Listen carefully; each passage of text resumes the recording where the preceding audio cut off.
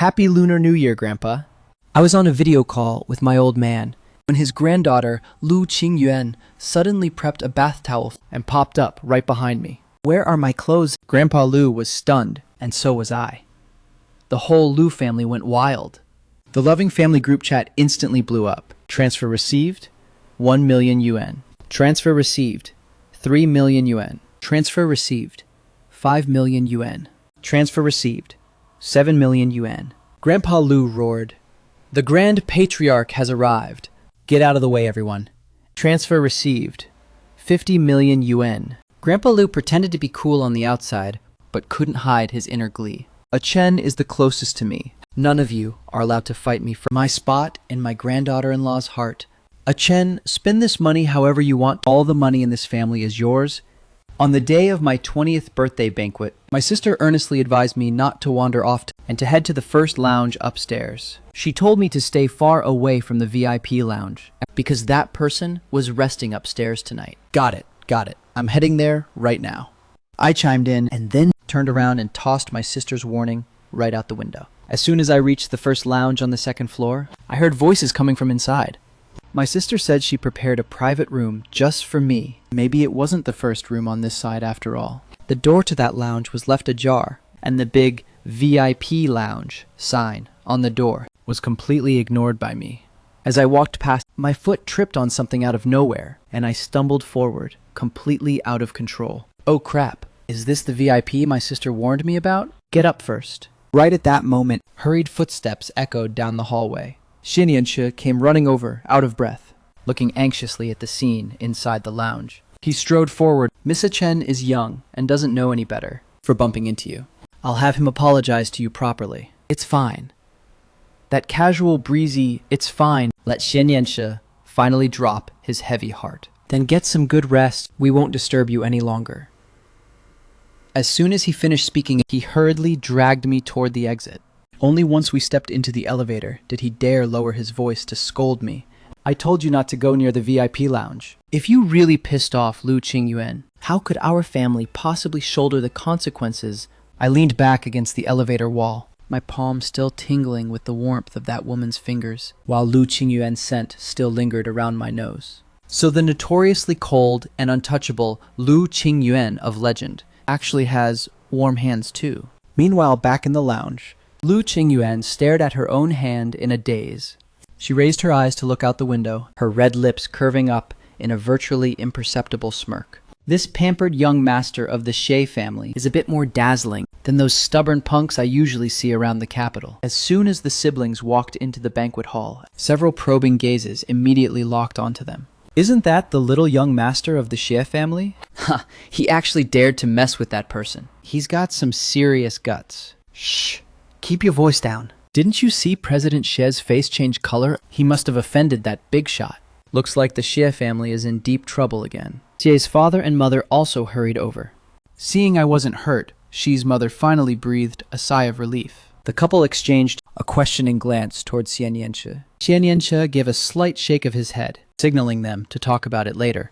He then led his parents away to greet other guests. No sooner had I sat down on the sofa than I heard a voice chime in, "Yo, isn't this the little young master of the Xie family? Why are you just sitting here, zoning out, all by yourself? I heard you went up to the VIP lounge just now. Word is that President Lu is totally a stranger danger kind of person.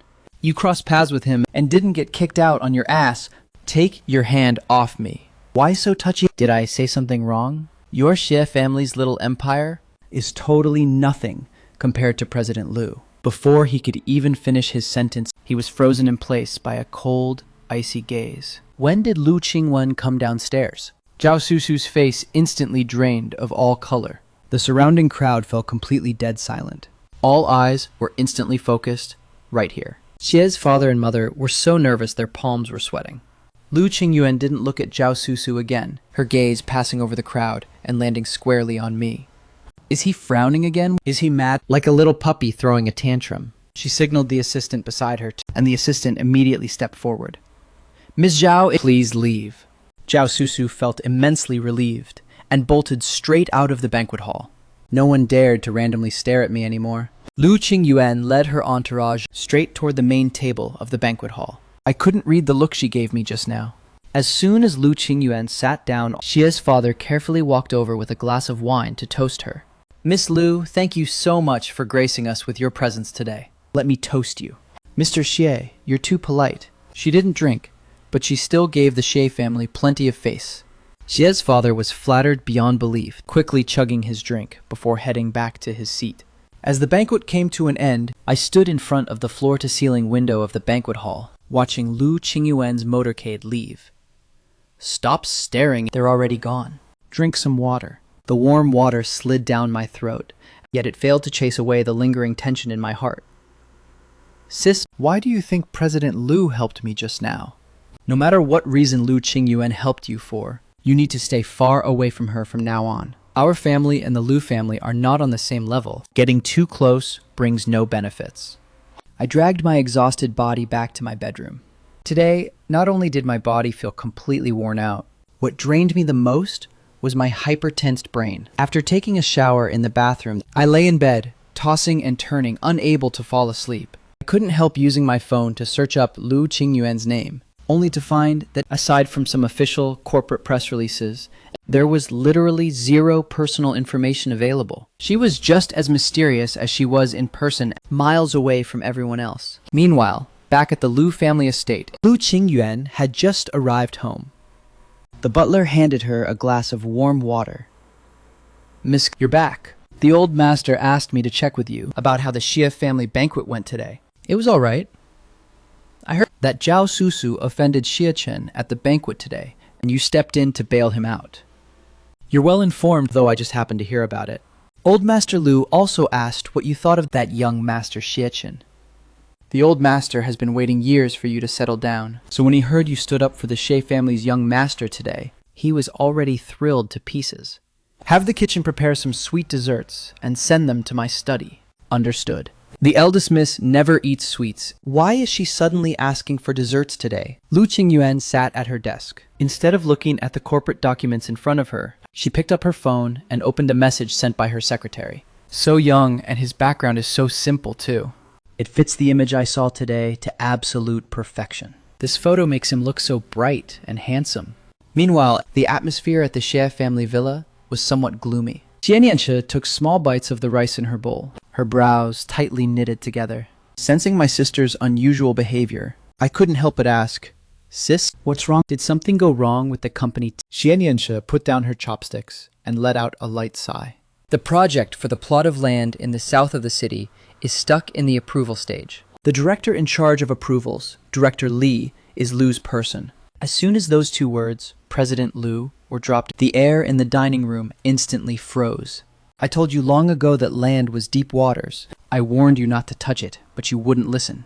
Now that it's stuck in Director Li's hands, what possible way out do we have? If that project goes through, our company could reach a whole new level. I asked around, there's nothing wrong with the project itself. It's just Director Li refusing to give the green light. My dad Xie pulled a long face. This can only wait a bit longer, or we'll have to find a better connection to smooth things over. After dinner, I went back to my room and turned on my computer to search for the south of the city land project. The information that popped up was extremely sparse, only showing that the project had a very high level of attention and fierce competition. I couldn't help searching for Director Li and Lu Qingyuan again.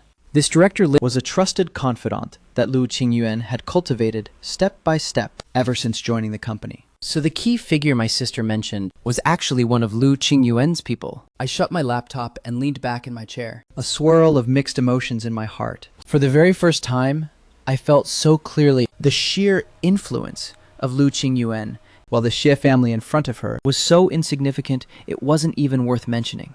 Early the next morning, Xianyensha had just arrived at the company when she received a phone call from Director Li's office. President Xie, please take the trouble to come to the Lu group this morning.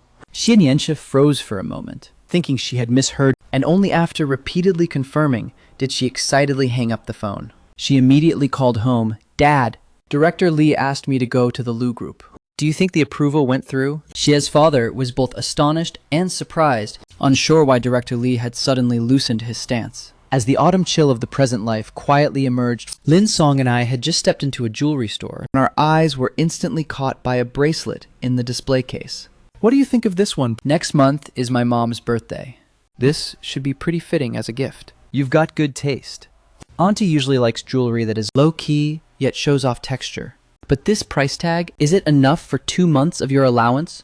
While the two of us were whispering and laughing, a deliberately loud voice suddenly came from behind us. Isn't this the little young master of the Shi family? How come the eldest Miss Xie didn't tag along with you today? The smile on my face instantly stiffened, my brows furrowing tightly. Sun Ningning, the youngest daughter of building materials tycoon Sun Zhixiang, and a notoriously spoiled young lady in the high society circle. The Sun family originally made a fortune supplying construction materials and later relying on the family's growing wealth. Sun Ningning began running rampant across the social circle, especially fond of pestering rich and handsome guys. She had previously run her mouth disrespectfully at me during a banquet, and I remember my sister warning her right on the spot, so she must have been holding a grudge ever since. Lin Song and I prepared to leave, but Sun Ningning blocked our path. Up close, I caught a faint whiff of alcohol on her. What's the rush, young Master Xie? Why don't you stay and chat with this young lady for a bit?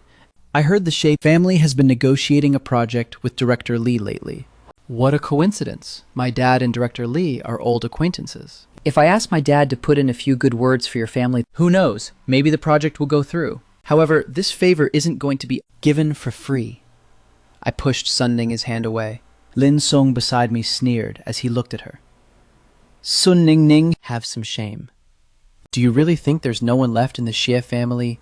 Whether it was because alcohol had taken control of her brain, Sun Ningning gritted her teeth and said, "You dare reject me? Believe it or not, I can make sure you don't walk out of this mall today." The 4 bodyguards behind her immediately swarmed forward. I pulled out my phone and glared at her with a cold face. Sun Ningning, I advise you not to do anything stupid. I'm calling my sister right now. Huh. Go ahead and call. I'd love to see what Xian Yanxia can possibly do to me. If you don't hang out with me today, this is not going to end well. Right at the moment when her finger was about to brush against my wrist, President Lu Sun Ningning subconsciously turned around to look. She saw that out in the hallway outside the store, a group of people in black suits were neatly lined up in formation. The woman leading them stood there with an elegant and graceful posture. She wasn't looking at anyone in particular, her gaze simply sweeping calmly across the store's fire safety equipment and emergency exits as if she was just doing a routine inspection of the malls under her corporate group. It was precisely this casual glance that instantly shocked Su Ningning back to full sobriety. Lu Qingyuan, she cautiously walked over to Lu Qingyuan's side, her voice trembling slightly. President Lu, I was wrong. Please be the bigger person and spare me this once. I stood frozen in place, looking at Lu Qingyuan's figure, my heart hammering wildly out of control. Lu Qingyuan completely ignored Sun Ningning, her gaze shifting toward the mall's manager. Is this how security management is being handled around here? The mall manager turned pale with fright, quickly bowing in apology. I'm sorry, President Lu. It's our poor management. We'll rectify this immediately. Inform the security manager of this zone. 10 minutes from now, I want a report in my office. After speaking, her gaze landed on me. She noticed me standing there, with an upright posture, her fine brows tweaking ever so slightly. Assistant Chen, send young Master Xie and his friend home. Right away, President Lu. Chen Suning stepped forward and made a gesturing sign, inviting Lin Song and me to follow. Mr. Xie, Mr. Lin, please come with me. I snapped back to my senses and wanted to say thank you to Lu Qingyuan, only to find that she had already vanished down the end of the hallway. Sun Ningning scurried away, looking immensely relieved. I followed Chen Suning downstairs, and she led us right to the elevator lobby. I noticed the interior was lined with red carpets, and exquisite oil paintings hung on the walls, completely different from standard elevators. Mr. Xie, Mr. Lin, please step inside. After the two of us walked into the elevator, Chen Shining stepped in as well and pressed the button for basement level 1. Stepping out of the elevator, I caught sight of a high-end black luxury sedan. I seemed to recall my dad mentioning before that this was the exclusive official car for the Lu Group's top executives. Mr. Xie, shall I take you straight back to the Xie family estate? Or to your apartment? How did she know I had an apartment? I quickly gathered my thoughts and replied, back to the main estate is fine. Thank you, Assistant Chen.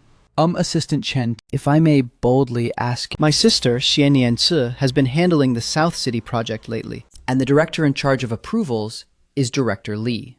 I was wondering if you could... Before I could even finish my sentence, I was cut off by Chen Shening. Mr. Xie, President Liu has given explicit instructions regarding work matters. She expects President Xie to go through the proper standard channels. I quickly apologized. Sorry, Assistant Chen. I didn't mean it like that. I was just... Chen Suning turned around from the front passenger seat and gave a slight wave of her hand toward me. Mr. Xie, there's no need to apologize. President Xie's reputation in the business circle is quite solid, and President Liu recognizes her working capability. As long as the project meets all planning requirements, the approval process will naturally proceed smoothly. Thank you, Assistant Chen. I understand, I get it now. Even though Lu Qingyuan helped me out, she would never play favorites or bend the rules for anyone. This clear-cut professional attitude made me respect Lu Qingyuan even more. The car quickly pulled up right in front of the Xie family's old mansion. Mr. Xie? Mr. Lin, we have arrived. Thank you, Assistant Chen. Sorry for the trouble. Chen Shening gave a slight wave. No need to be polite, Mr. Xie. This is simply my duty. If Mr. Xie ever has any other situations arise, feel free to contact me at any time. She handed me a business card that had only a single name and a phone number printed on it. I accepted the card, thanked her once more, and pulled Lin Song into the estate. The moment the car drove away, Lin Song couldn't help letting out an exclamation. Ah Chen, was that person just now Lu Qingyuan? Oh my god. She is seriously gorgeous. She's literally a manhwa heroine stepping straight into reality. Keep your voice down before my dad hears you and starts nagging again. What's there to nag about? I'm telling you, I think President Liu is totally into you. Look at the way she looked at you earlier. It was obviously different from how she looks at anyone else. Plus, she even specially had her assistant drive you home. Not just anybody gets treated like that. Stop talking nonsense. She just happened to run into us and casually lent a helping hand. With a status like hers, what kind of men hasn't she seen? Why would she ever be interested in me? Even though I said that, a subtle ripple still stirred deep within my heart. What's wrong with me? Why am I actually starting to fall for this? Meanwhile, inside the mall office, Lu Qingyuan was sitting on the sofa, holding a cup of hot tea in her hand, while the security manager stood there, trembling with fear, reporting on the corrective action plan. Lu Qingyuan suddenly spoke up. Someone was causing trouble right on your turf, and you had no idea. The security manager quickly bowed in apology.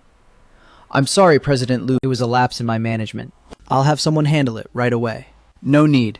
Notify the Risk Control Department to thoroughly investigate the compliance of the Sun family's building material projects, according to corporate contract standards, especially the bidding materials for the South City District. Understood, President Liu. Let this be the last time. Dismissed. Lu Qingyuan walked over to the window, recalling how I looked just a moment ago. I clearly am not the type of person who likes to meddle in other people's business. Yet seeing Xie Chen getting harassed just now actually made me lose my temper instinctively, though it seemed like he could have handled it fine without my intervention. Chen Shening review the South City project documents, including the proposal submitted by the Xie family. Right away, I'll arrange for someone to check it. Having followed President Liu for so many years, this was the first time she had ever actively cared about the situation of a specific family, especially when it involved work-related projects.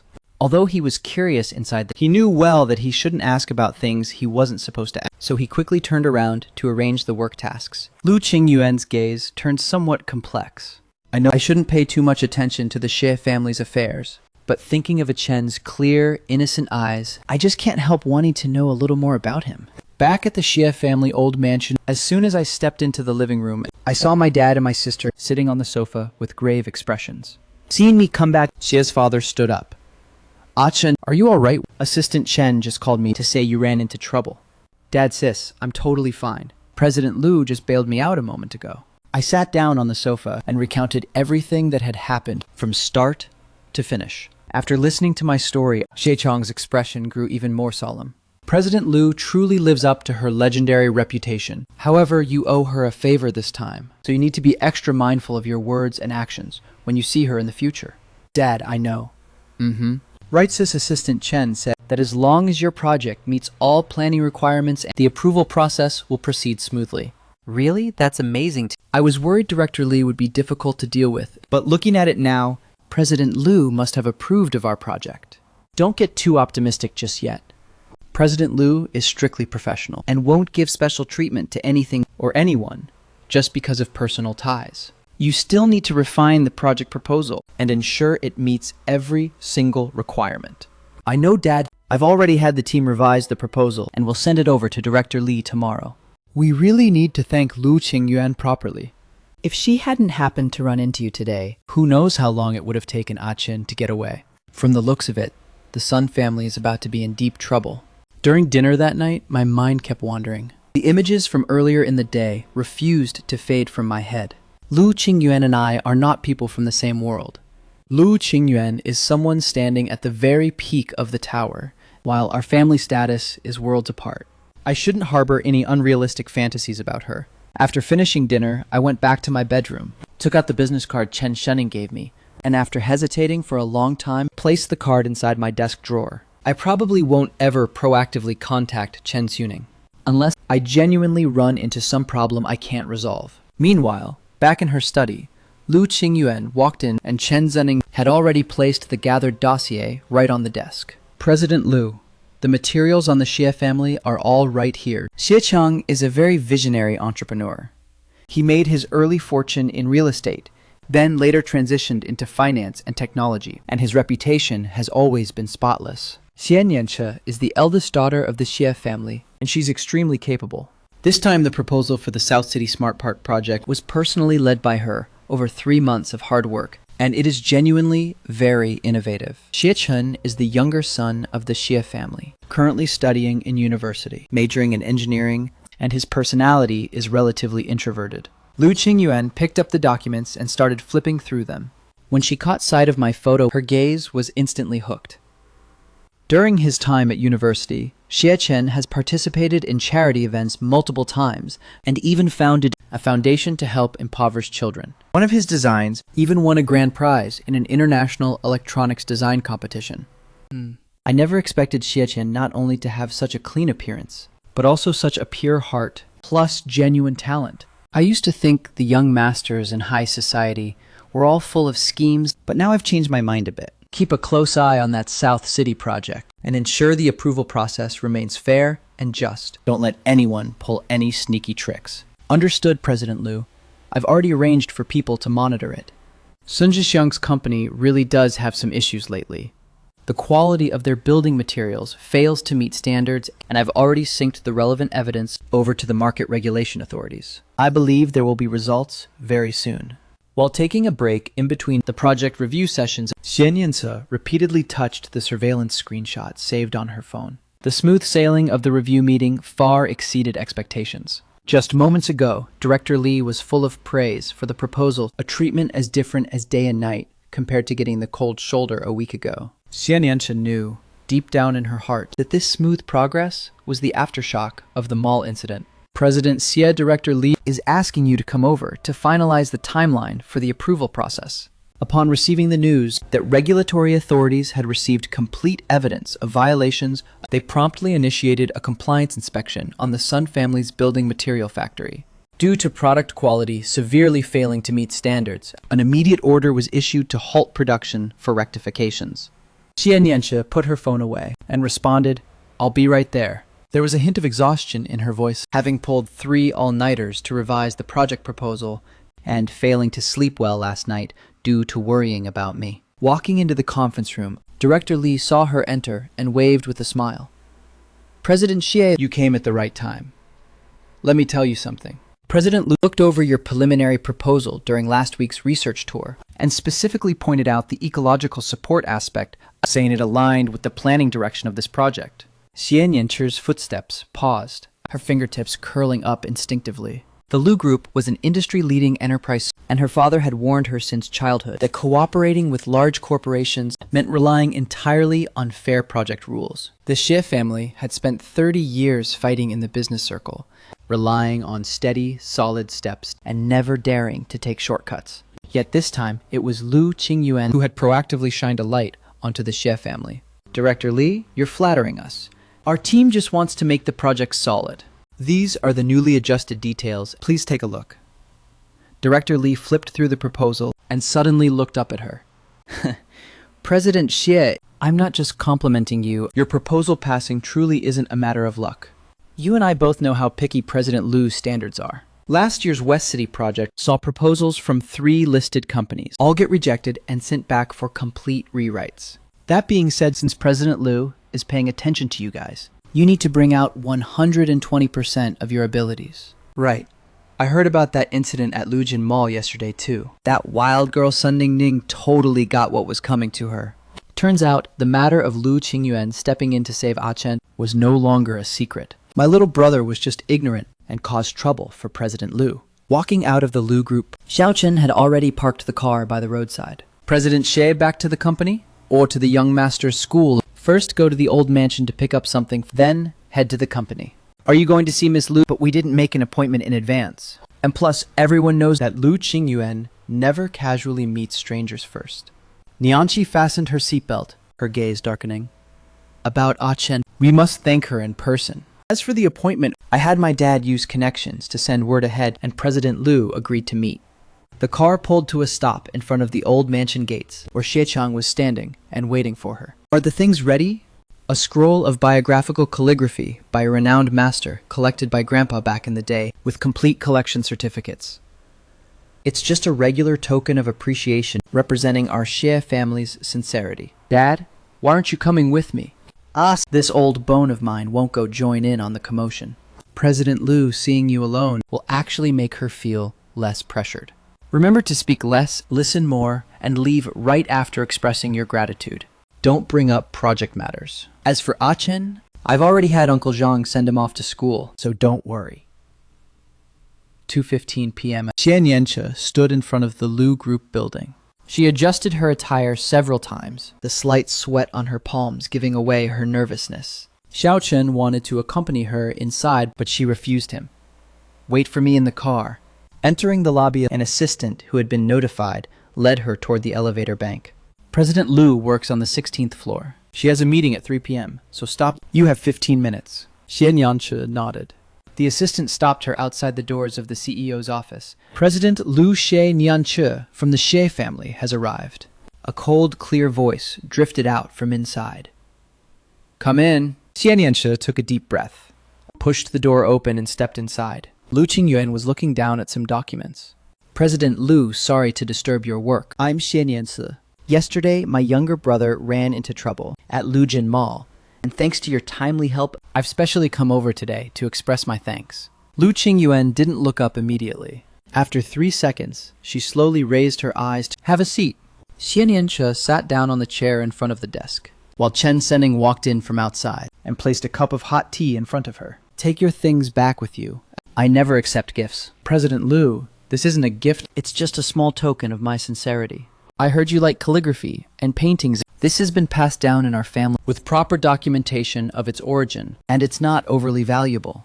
President Xie yesterday's matter was just a coincidence. I went to inspect Liujin Mall and happened to run into Sun Ningning, creating a disturbance. Stepping in to stop it was something I should have done. It had nothing to do with who your younger brother is. If you think you can negotiate conditions with me based on this incident, or expect me to turn a blind eye for your project, then you are completely mistaken. President Liu, I definitely didn't mean that at all.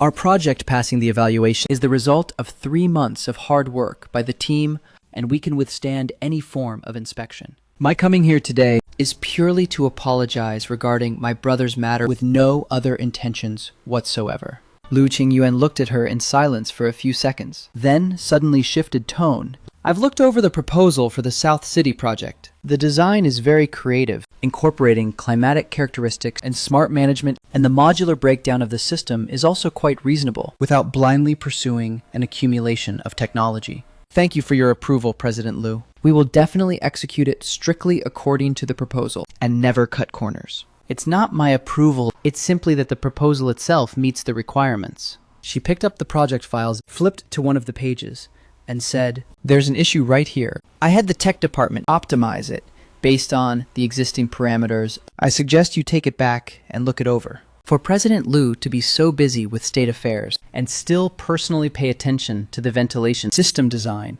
of a single project, thank you so much, President Liu. I'll modify it right away once I'm back. Don't thank me. It's for the sake of project quality. Lu Qingyuan glanced at her watch, and Chen Xuening immediately chimed in. President Lu's 3 o'clock meeting is about to start. Then I won't disturb you any longer, and thank you once more for stepping in to help yesterday. Just as she was about to leave, a completely temperatureless voice came from behind her. Yes, President Lu. What are your orders? Lu Qingyuan leaned back against her chair and raised her eyes to look at Xian Yangke. Xie Chen is a sophomore majoring in engineering at university, and in the circles of the capital, it's not the kind of place where a student trying to do academic research should just wander around. Sun Ning Ning is nothing more than the most bottom-tier trash in high society.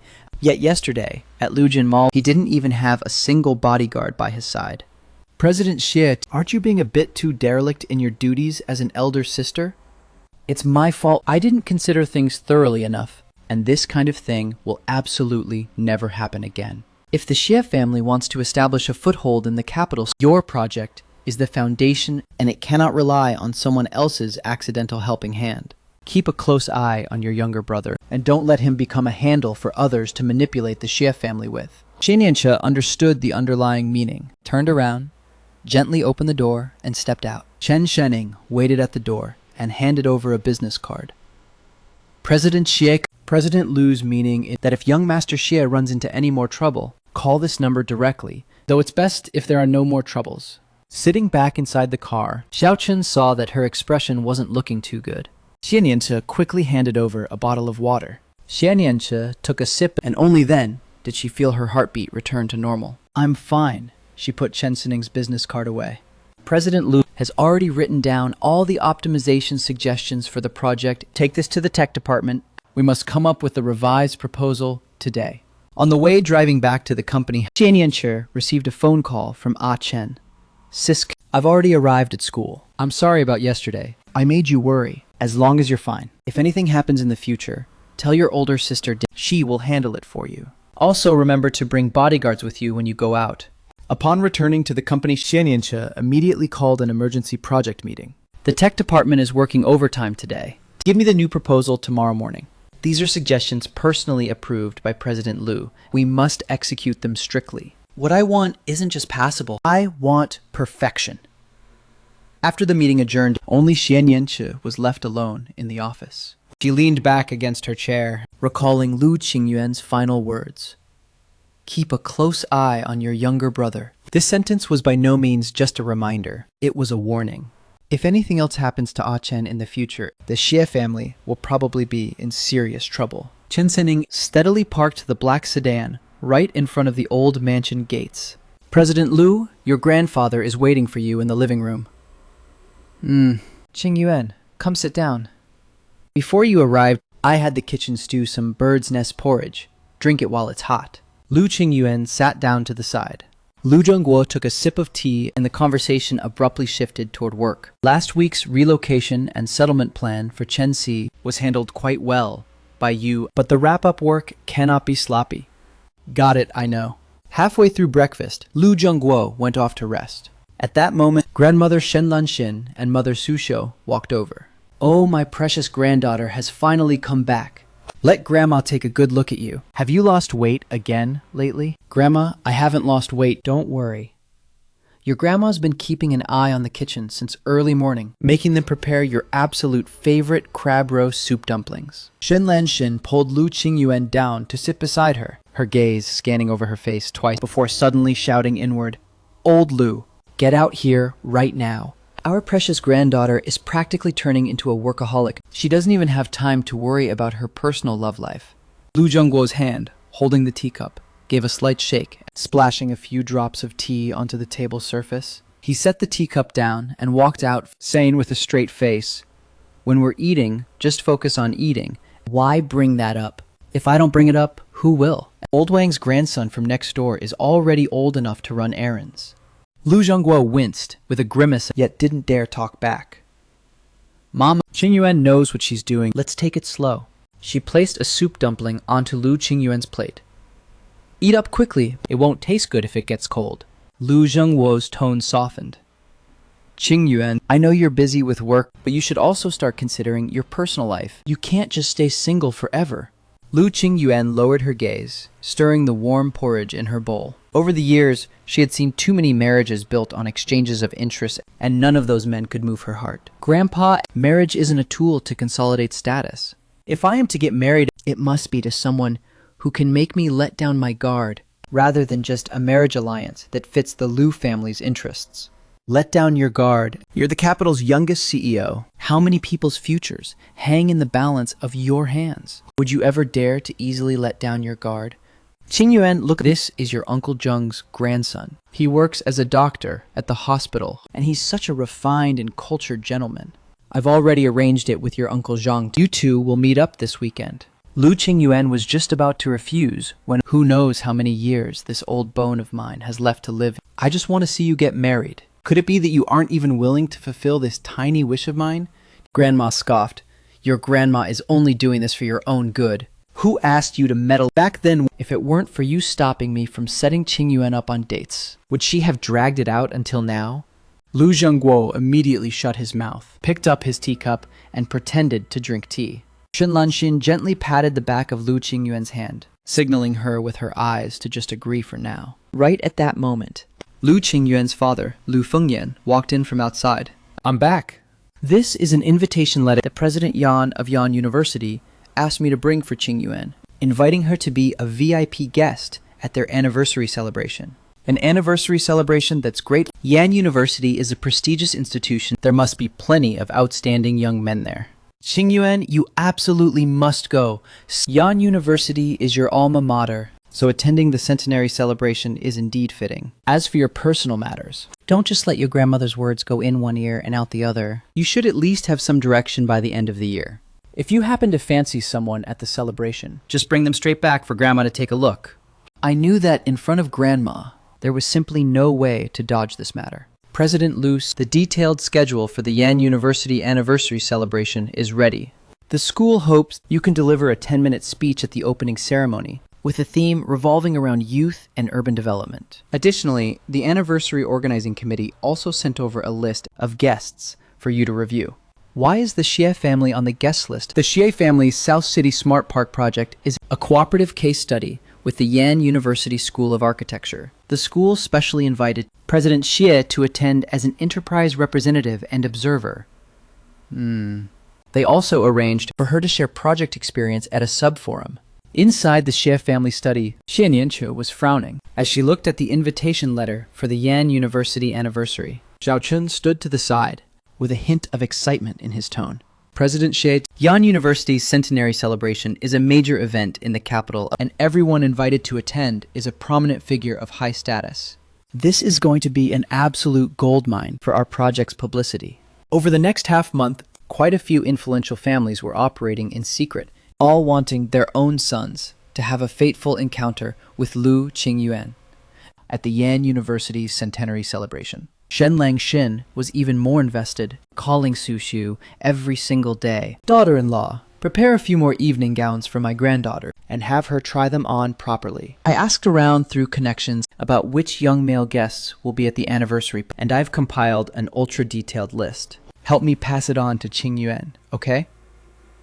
Su Xiu knew her daughter's stubborn temper well, so she gently placed the list right on her desk. Mom knows you don't like this kind of thing, but Grandma is just acting out of good intentions. If you really don't want to look at it, just do it to save face for Mom, and don't let Grandma down. Lu Qingyuan looked into her mother's gentle eyes and tucked the list away into a drawer. Only that drawer was never opened again. When the day of the event arrived, Lu Qingyuan took the stage to deliver a speech as the VIP guest representative. Respected teachers, esteemed fellow students, honored guests, good morning everyone. Before I had even fully snapped back to reality, I heard the voice of Department Head Professor Zhang ringing in my ear. Are you ready? It's time to go present the flowers. I took a deep breath and accepted the bouquet handed over by Professor Zhang. The distance from the formation to the podium was barely a few dozen meters, and I could clearly hear the sound of my own heartbeat. Hello, President Lu. Lu Qingyuan took the bouquet, and in that instant, her fingers brushed against the back of my hand by accident. I pulled my hand back as if I'd been electrocuted and began speaking according to the content prepared in advance. As students of Yan University, we are fortunate to witness the grand ceremony of our centenary anniversary, and even more fortunate to listen to your speech. Your words have made us understand that the younger generation must possess a pure and loyal heart and shoulder the responsibilities of our era. I abruptly raised my head, feeling as though I had grabbed onto a lifeline. Possess a pure and loyal heart and shoulder the responsibilities of our era. We will take you as our role model, striving for excellence on the path of academics and contributing our own strength to the nation's development. Thank you, Xie Chen. President Liu straightened her body up, her gaze carrying a hint of apology. I'm sorry, President Liu. I was momentarily distracted and lacked etiquette. Wiping away my sweat, I tossed out. She naturally accepted the handkerchief, wiped away the fine beads of sweat at her temples, and then neatly folded the handkerchief and handed it back to Thank you, President Liu. Student Xia's speech was very sincere, much more touching than a rigid, scripted speech. The murmurs in the venue quieted down, and I calmly turned around and walked down the podium. Chen, you handled that really well, and President Liu gave you plenty of face. Thanks to President Liu's reminder, I completely blanked on my lines for a second there. Good thing I didn't panic and didn't embarrass the Xie family. I pursed my lips slightly and recounted what had just happened. Lu Qingyuan isn't as cold and heartless as the rumors make her out to be. Xian Yanshi nodded in agreement. President Liu is someone who accomplishes big things. She won't bicker over such a minor mistake. Still don't get cocky. You need to maintain proper respect toward her. I nodded and acknowledged, By the time evening rolled around, with the invitation letter for the Design Gold Award in hand, I walked into the venue for the anniversary banquet. Chen is here. It's been so long. You're getting more handsome by the day. Quite a few people greeted me with a smile, and I responded politely, finding an empty seat by the window to sit down. Just as I picked up the champagne on the table and took a sip, I heard a sharp, piercing voice ring out right beside my ear. Oh, if it isn't the young master of the Jie family, how come you're sitting here all by yourself? I raised my head and saw Lin Jihao from the Foreign Languages Department, walking over with a few guys behind him and deliberately flashing the exquisite watch on his wrist. The Lin family was only considered middle tier in the capital and had always wanted to cozy up to the Xie family without success, which made Lin Zihao antagonize me at every single turn. Now that I had blanked out on my lines, he figured he'd finally found a chance to provoke me. Why aren't you saying anything? Your family background is the only reason you're anything. Otherwise, how could you possibly have gotten that qualification? Just relying on your family's wealth, you really think you're hot stuff. Whether my family background is good or not is not up for you to judge. I was able to get the flower presentation qualification because my design won the Gold Award, voted for by the teachers and students of the whole school. Unlike certain people who only managed to mix their way into a guest spot because their dad pulled strings. And that watch on your wrist, looking at it like that, did you dig it out from a wholesale market? Total waste of good items. You actually dare talk to me like that? Lin student, you better stand steady. If you take a fall here, your father might blame me for bullying you. Mr. Lin, please watch your words and behavior in public. President Liu I was just joking around with student Xie. Congratulations on winning the Gold Award. Mr. Lin's upbringing really needs to be properly managed by President Lin. I heard Lu Qingyuan say that to Chen Xuning, and Lin Zihao's face instantly turned pale. Thank you, President Liu, and thank you for helping me out this morning. I politely thanked Lu Qingyuan. Seeing this scene, Lin Zihao's expression became even uglier, and he took his companions and slinked away in embarrassment. You handled yourself well just now, neither servile nor overbearing. He started the provocation first. Having some fire in you is a good thing, but you also need to learn how to protect yourself. Honored guests, esteemed alumni, according to the tradition of our Yan University, the first dance of the centenary celebration. Let's invite President Liu to see if she'd be willing to invite a male partner to kick off our banquet. Will she pick me? If she picks me, what should I even do? Lu Qingyuan's gaze swept across the entire venue, gliding past all those expectant faces, and finally landed directly on me. Student Xie Chen, I wonder if I might have the honor of inviting you to dance the first dance. President Liu doing this is just showing goodwill and cozying up to the Xie family. At this moment, I was already internally freaking out so hard I could dig a 3-bedroom apartment out of the floor. While I was still standing there dumbfounded, Lu Qingyuan reached out her hand toward me. The surrounding gazes felt like spotlights falling right upon the two of us, filled with shock, jealousy, and curiosity. Right now, I felt like a duck being roasted over an open fire, so I could only bite the bullet, quickly stand up, and take Lu Qingyuan's hand. I'm not very good at dancing. If I end up stepping on your feet, please forgive me. Lu Qingyuan placed her hand into my palm, and my heart rate sped up just a fraction. The two of them really look like a match made in heaven. If the Xie family can forge a good relationship with President Lu, they'll basically have secured their foothold in the capital circle from now on. The two of them walked to the center of the banquet hall as smooth waltz music slowly began to play. Follow my rhythm, take it slow. My originally tense body relaxed quite a bit. My movements were a bit stiff, and the first time I stepped on her foot, I whispered an apology. Sorry, President Lu. It's fine, you'll get the hang of it after a few more turns. There was a hint of a smile in Lu Qingyuan's voice as she gently guided my body along. Her movements were soft and patient, allowing me to gradually relax. When you were presenting flowers earlier, you seemed so scared of me. My fingers curled up slightly. I was just terrified of messing something up. Am I really that scary? You're not scary, it's just that your aura is way too strong, and I was a bit too scared to talk to you. Lu Qingyuan held my wrist, leading me in a slow spin around the floor. What about like this, right now? I had no idea how I even made it out of the dance floor, and I didn't even dare to look up into his eyes.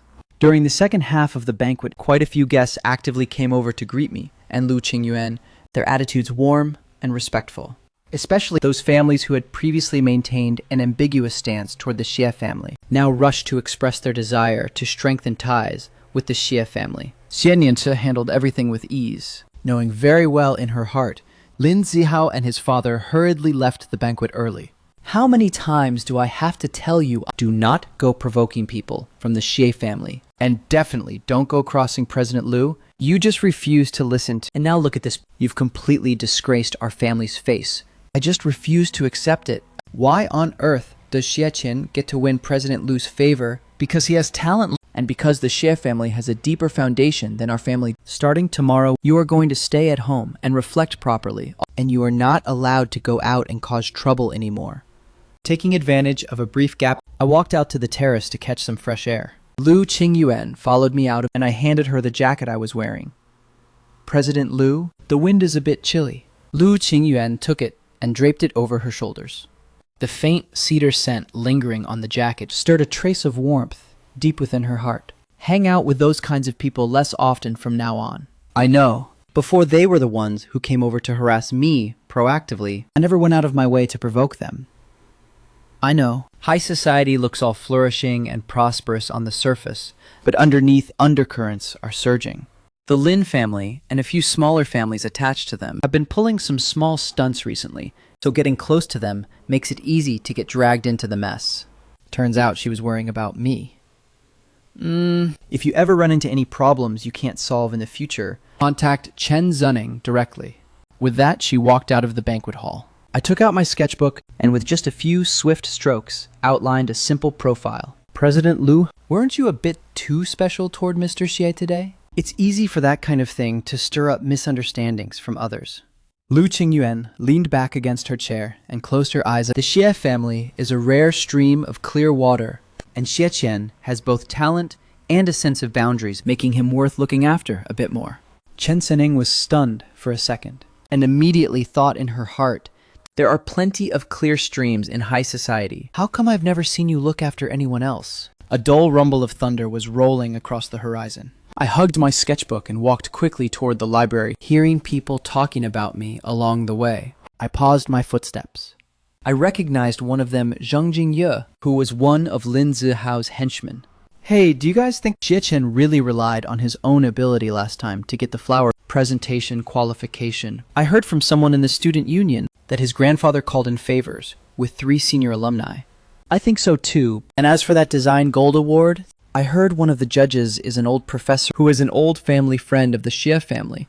Otherwise, how would it ever be his turn?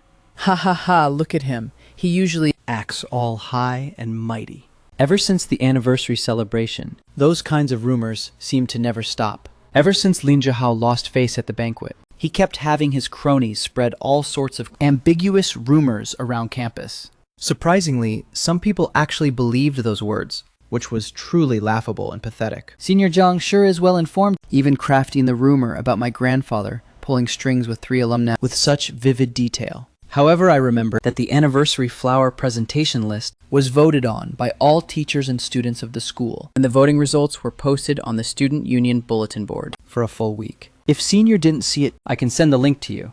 As for the Design Gold Award, the list of judges was also made public, and that so-called old family friend professor only just returned from lecturing abroad last year, and I only met him for the first time last week. Meanwhile, as for Senior, during the last Foreign Languages Department recitation competition, do you even know how you won that award?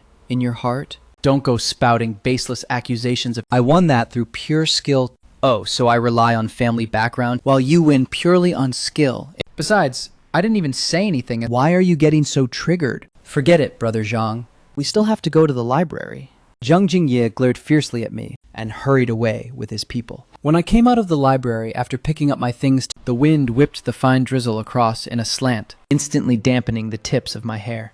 It was so sunny when I left the house this morning. How did it suddenly start pouring this hard? I didn't even bring an umbrella at all. I furrowed my brows in helplessness. Zhang Jingye and his gang happened to be right there too. Talk about running into enemies on a narrow path.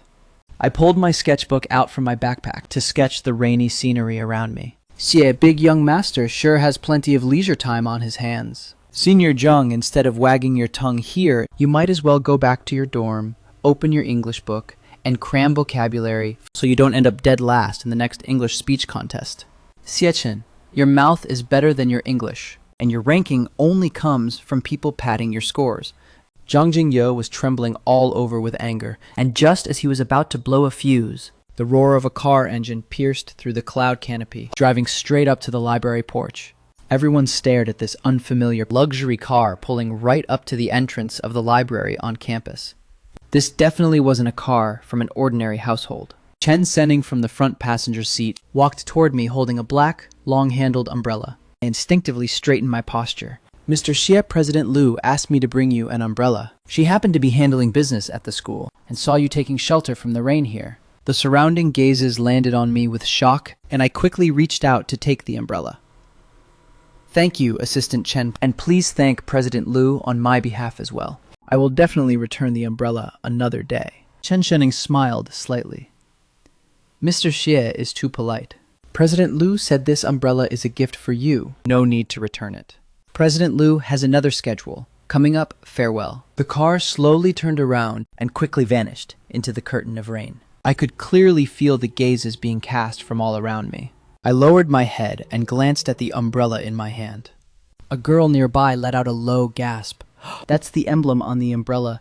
Before she finished her sentence, she was pulled back by her companion, signaling her not to speak carelessly. I fixed my gaze and looked closely. Right at the position of the handle, there was an extremely understated silver custom logo. That was Lu Qingyuan's exclusive personal insignia. Zhang Jingye turned pale with fright and hid back inside the library. So that big figure's defense of him back at the banquet was definitely no coincidence. Those rumors I spread before, will she retaliate against me? Inside the Xie family old mansion, Uncle Zhang, Professor Zhang's expression wasn't looking too good just now. Young master's fever has now reached 39 degrees Celsius. Professor Zhang said that the regular fever-reducing and anti-inflammatory medications currently on the market have limited effectiveness. Jianyanci walked quickly into my bedroom, and a thick, pungent smell of medicine hit her face. Her brows furrowed tightly together into a deep frown. Jianyanci carefully reached out her hand and felt my forehead, her heart instantly dropping. A Chensis is right here! Beside the bed, the special private doctor, Professor Zhang, was packing up his medical kit with a solemn expression. Seeing Jianyanci, he handed over an inspection report. Eldest Miss Shi, the test results show it's a rare, drug-resistant, pathogenic bacterium seen recently, and we need to switch to a targeted treatment plan.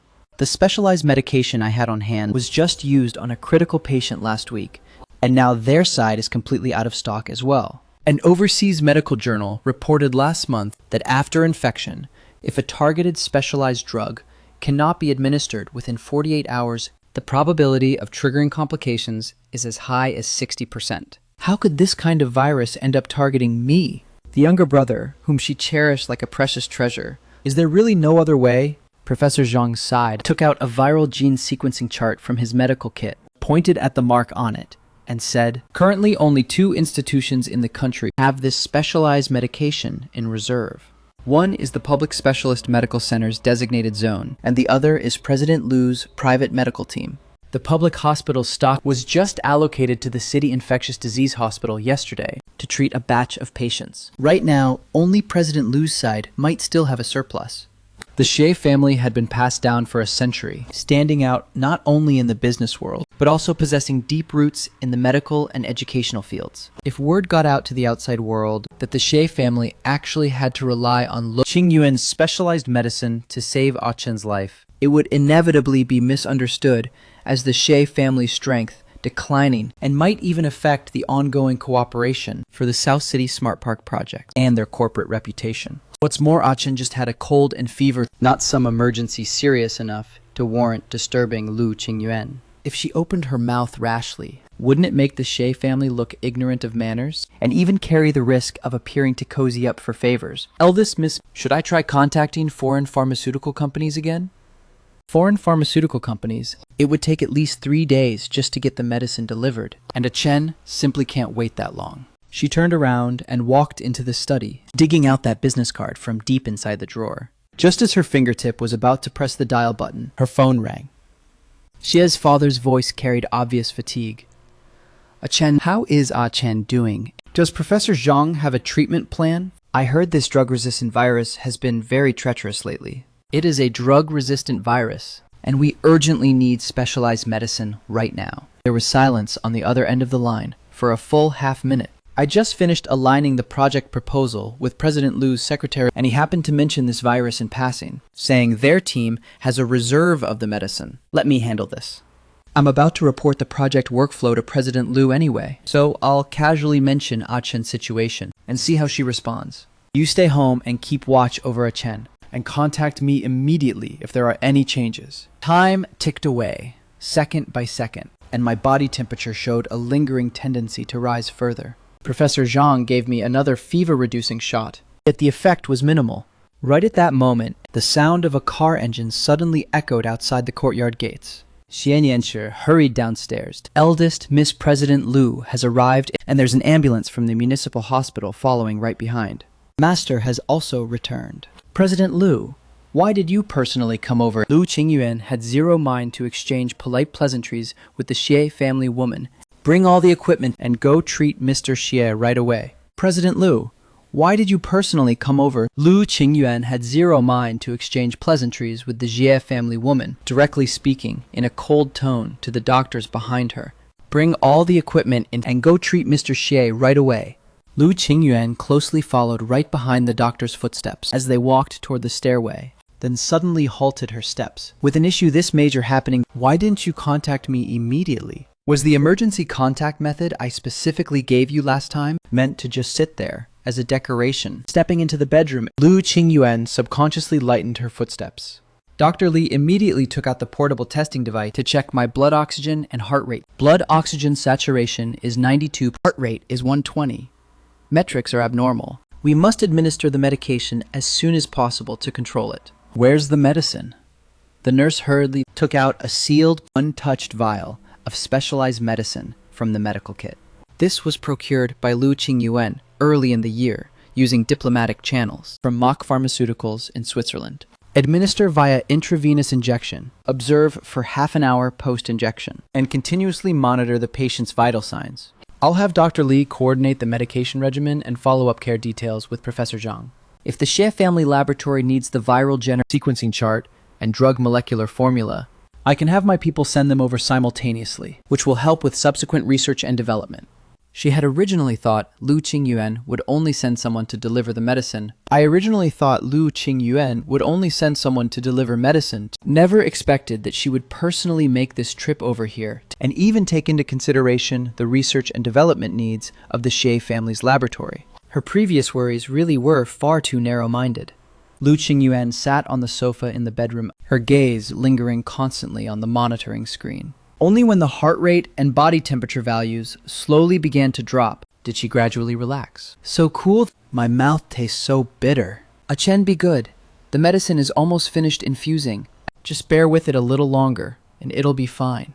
Lu Qingyuan got up and walked over to the bedside, looking at me, throwing a little temper, and suddenly recalled when her cousin's little nephew got sick and always complained that the medicine was too bitter, always needing to hold a milk candy in his mouth first every time he took medicine. She subconsciously patted her pocket and actually fished out a piece of milk candy wrapped in candy paper. She leaned over close to the hospital bed and spoke in person. "Chen, be a good boy. Open your mouth and hold this and you won't cry anymore." "Oh, okay." Within Lu Qingyuan's cold and detached eyes was a tenderness that couldn't be melted away. Everyone present was completely stunned. A trace of a shy blush flashed across Lu Qingyuan's cold and stunning face as she sat back down on the sofa, picked up the hot tea on the table, and took a small sip. Letting him hold a piece of candy can save him from suffering a bit less. Half an hour later, the monitors already showed that my body temperature had dropped to 38 degrees Celsius, and my heart rate had also returned to normal. Dr. Li checked and said, "President Lu, Mr. Xie's vital signs have stabilized. Just follow up by taking the oral medication on schedule. I'll leave the medication list and care instructions behind them, and contact me anytime if there are any changes." Lu Qingyuan nodded, stood up, and said, "With the nurse and Professor Zhang looking after him here, let's go outside to talk and not disturb his rest." The group came down to the downstairs living room, and Xie Qiang personally brewed a cup of Mingqian Longjing tea for Lu Qingyuan. "President Lu, thank you so much this time around. This medicine is far too precious. We will pay for it at market price or offset the cost with the results of our laboratory's subsequent research and development on specialized drugs. This medicine is part of the public health reserve supplies and was naturally meant to be used for saving patients. Besides, the money your Xie family donates to public welfare medical funds every year is far more valuable than a few vials of medicine. This here is a supplementary proposal for the South City project. I looked over your previous plans, and some of the details can still be improved, such as the disinfection procedures at the construction site and the health monitoring of the workers. I had my secretary add some specific measures which you guys can refer to." Xian Yanshi took the document, her heart filled with gratitude. Lu Qingyuan glanced at her watch. "It's getting late. I still need to head back to the company, so I won't stay much longer." One of Lu Qingyuan's feet had already stepped into the car door, and her fingertips had just touched the chilly door frame before stopping. She deliberately slowed down her pace. "When Chen wakes up, tell him that before he's completely healed, he shouldn't go to school just yet. Trifling matters like coursework and attendance, I'll have someone coordinate properly with the school administration. Just let him get a good rest, and he doesn't need to worry about anything else." Early the next morning, I finally fully regained consciousness. My fingers twitched only to find that Sis was holding my hand and sleeping soundly by the bedside. Seeing this, Xian Yanshi abruptly woke up. "Chen is awake. How are you feeling? Is there anywhere that feels uncomfortable?" I shook my head and sat up, gazing at the candy wrapper on the bedside table, and asked with confusion, "Where did this candy come from? I feel like I dreamt of someone feeding me candy." Xian Yanshi recounted everything that happened yesterday from start to finish. A warm current surged through my heart. Lu Qingyuan really is such a good person. On the other side, Lu Qingyuan received a phone call from Xin Wenwen. "Come over to my house for dinner tonight. I had Aunt Li stew that mutton soup you love drinking."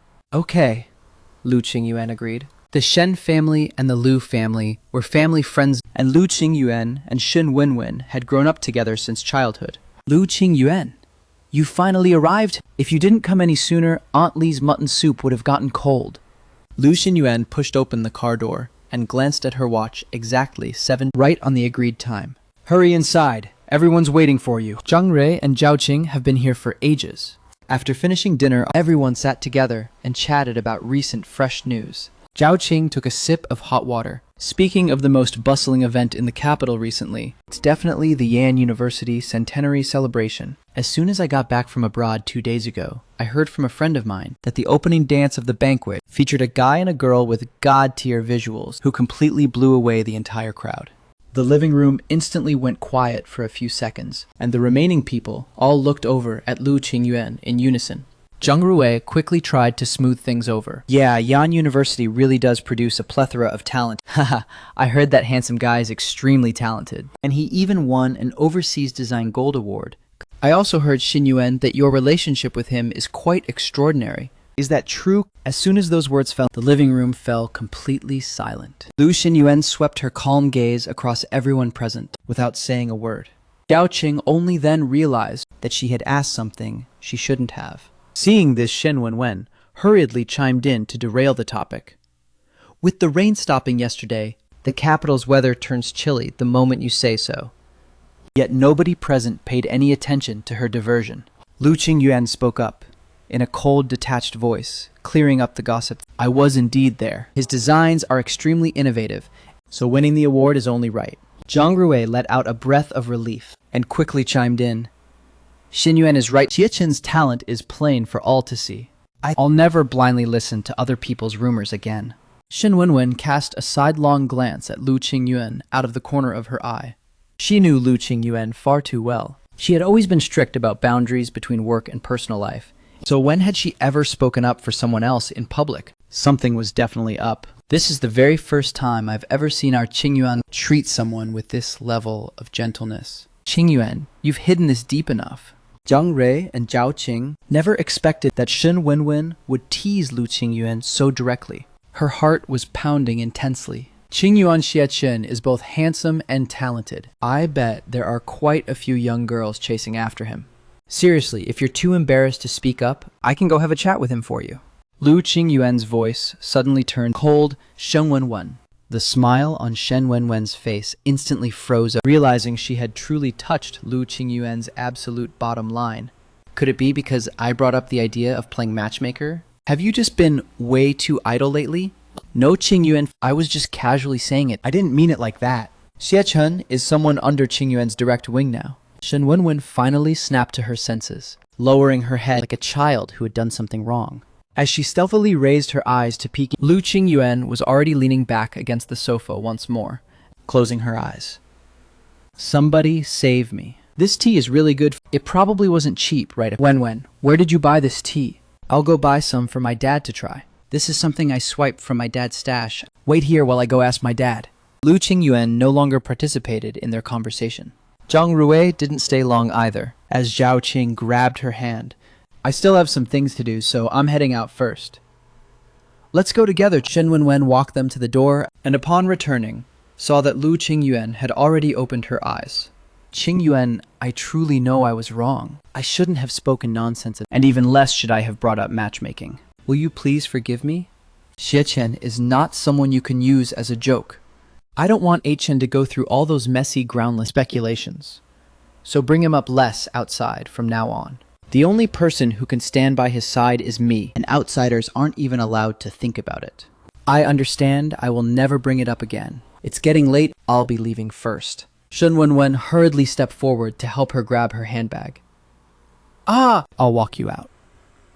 President Lu Miss Shen was only caring about you and had no malicious intent. A Chen is someone under my protection first, and I won't allow anyone else to continue. Shen Wenwen actually went on to say there were even more. I know she didn't mean any malice, but let this be a warning. A Chen is not one of those men in the circle who can be casually paired up with anyone. He is my person, and it's not up to anyone else to play matchmaker. President Lu has truly developed genuine feelings for Mr. Xie. If those rumors were to spread out, it wouldn't look good for his reputation. If anyone ever brings up matters concerning him and me again, suppress it directly. Understood, President Lu. As the car drove up to the entrance of Lu Qingyuan's residential compound, just as Chen Sining was about to drive inside, Lu Qingyuan suddenly spoke up. Head to that dessert shop near Yan University. Last time Mr. Xie was sick, President Lu used milk candies from this exact shop to coax him into taking his medicine. The dessert shop was already getting ready to close up for the night, and when the boss saw Lu Qingyuan walk in, he hurriedly welcomed her with a smile. Are you getting those same milk candies again? Mm-hmm. Give me 2 more boxes. Back at home, Lu Qingyuan placed the milk candies in the most prominent drawer in her study. She recalled the message Xie Qiang had sent a couple of days ago. President Lu Chen won the Gold Award at the Youth Design Exchange Conference, and he said thank you for your encouragement. She knew Chen wouldn't disappoint her. And what she needed to do was not just protect him, but rather make him slowly grow accustomed to her existence, accustomed to her care until he could never leave her side again. In this lifetime, he could only ever belong to her, and whoever dared to harbor ideas about him would see what she was capable of. I stood at the entrance of the pedestrian street, tightly clutching the slip of paper Xie's father had given me in my hand. Next week would be the 80th birthday of the Xie family's elder master who had cherished antiques, calligraphy, and paintings his entire life, meaning ordinary brush and inkworks simply couldn't catch his eye. I had originally planned to go to the antique market to hunt down an antique inkstone, but after hearing Father mention last week that Grandpa had constantly been talking about wanting an old pit inkstone, how annoying, Father told me about a place called Fu Yunxuan. I asked several friends familiar with antiques and curios, and none of them had ever heard of it. I vaguely remembered someone mentioning that deep inside the pedestrian street lay a few private clubs that only opened their doors to regular patrons. After walking for about 20 minutes, I inadvertently glanced down a narrow alleyway where an inconspicuous ebony wooden plaque hung at the entrance. I walked quickly into the alley and reached out to knock on the heavy door. An attendant poked his head out. "Praise be, do you have an appointment?" "An appointment? I didn't expect you needed an appointment here." "Hello, I am Xie Chang's son, and my father said there are suitable birthday gifts here, so he told me to come take a look." "Xie Chang, who is that?" A flash of confusion crossed the attendant's eyes. Right at that moment, a gust of wind swept by and the black umbrella cradled in the crook of my arm shook slightly from the breeze. The attendant's gaze fell upon the insignia on the umbrella's surface, and his originally casual attitude turned incomparably respectful. "Ah, so you're a friend of President Liu. Please come right in. I apologize for any offense earlier, and I hope you'll forgive us." A middle-aged man inside the main hall walked over briskly. "Mr. Xie, this way, please. I am the manager here, Zhou Jinming. The attendant didn't know any better just now, and neglected you, so please bear with us. It's fine I didn't make an appointment in advance. I came today to pick out a birthday gift for my grandfather. The old man is turning 80, and he likes things like antiques, calligraphy, and paintings." Manager Zhou's eyes lit up. "Mr. Xie, rest assured our collection here has all undergone strict screening, guaranteeing they are 100% authentic. Plus, we have quite a few rare treasures suitable as birthday gifts. Please follow me. I'll take you upstairs to the VIP area to pick one out. The collections there will better match your needs." Manager Zhou took out the key and carefully opened the display cabinet, patiently introducing the items to me. "Mr. Xie, take a look at this Qing Dynasty peach inkstone. It's made of old pit material with a delicate texture and an emerald green color. Carved on top is a pattern of pines and cranes, wishing longevity, symbolizing long life, making it exceptionally suitable as a birthday gift. I carefully scrutinized that peach inkstone.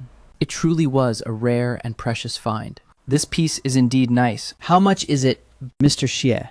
You are Miss Lu's friend. How could we possibly charge you money? Consider this inkstone as a birthday gift given to your grandfather by our Fu Yunxuan, and please make sure to accept it." "That won't do at all. Something this precious is not something I can take for free. You should still give me a quote, and I will pay according to the price." "Mr. Xie, please don't be so polite with me. Miss Lu is a top-tier member of our club, and also our esteemed benefactor. Back when our club first opened, we ran into quite a bit of trouble, and it was all thanks to Miss Lu stepping in to help resolve it. Only then did it dawn on me. Manager Zhou was treating me with such extreme deference solely because of Lu Qingyuan even offering to waive the bill for me. My feelings became somewhat complicated. Hesitating for a moment, I said, "Manager Zhou, I appreciate your kind gesture, but I cannot take this gift for free. If you truly refuse to accept my money, then I won't buy it and I'll just go check out some other places." "Mr. Xie, you're really putting me in a tough spot here. If Miss Lu finds out I accepted your money, I'm afraid my position as manager won't be safe anymore. How about this? You take this inkstone with you first and consider it as us lending it to you. Once you see Miss Lu, you can ask for her opinion. If Miss Lu says it's okay to accept payment, you can bring the money over then. How does that sound?" This proposal seemed reasonably fair.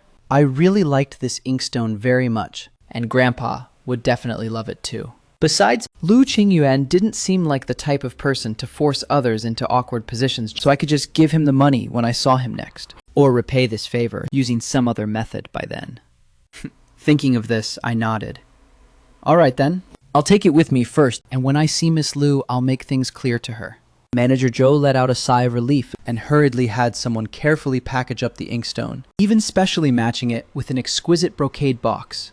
"Mr. Xie, since you've rarely come by, let me show you some of our other collections as well. Who knows, there might be other things you like." Unable to refuse such warm hospitality, I had no choice but to follow him and continue touring.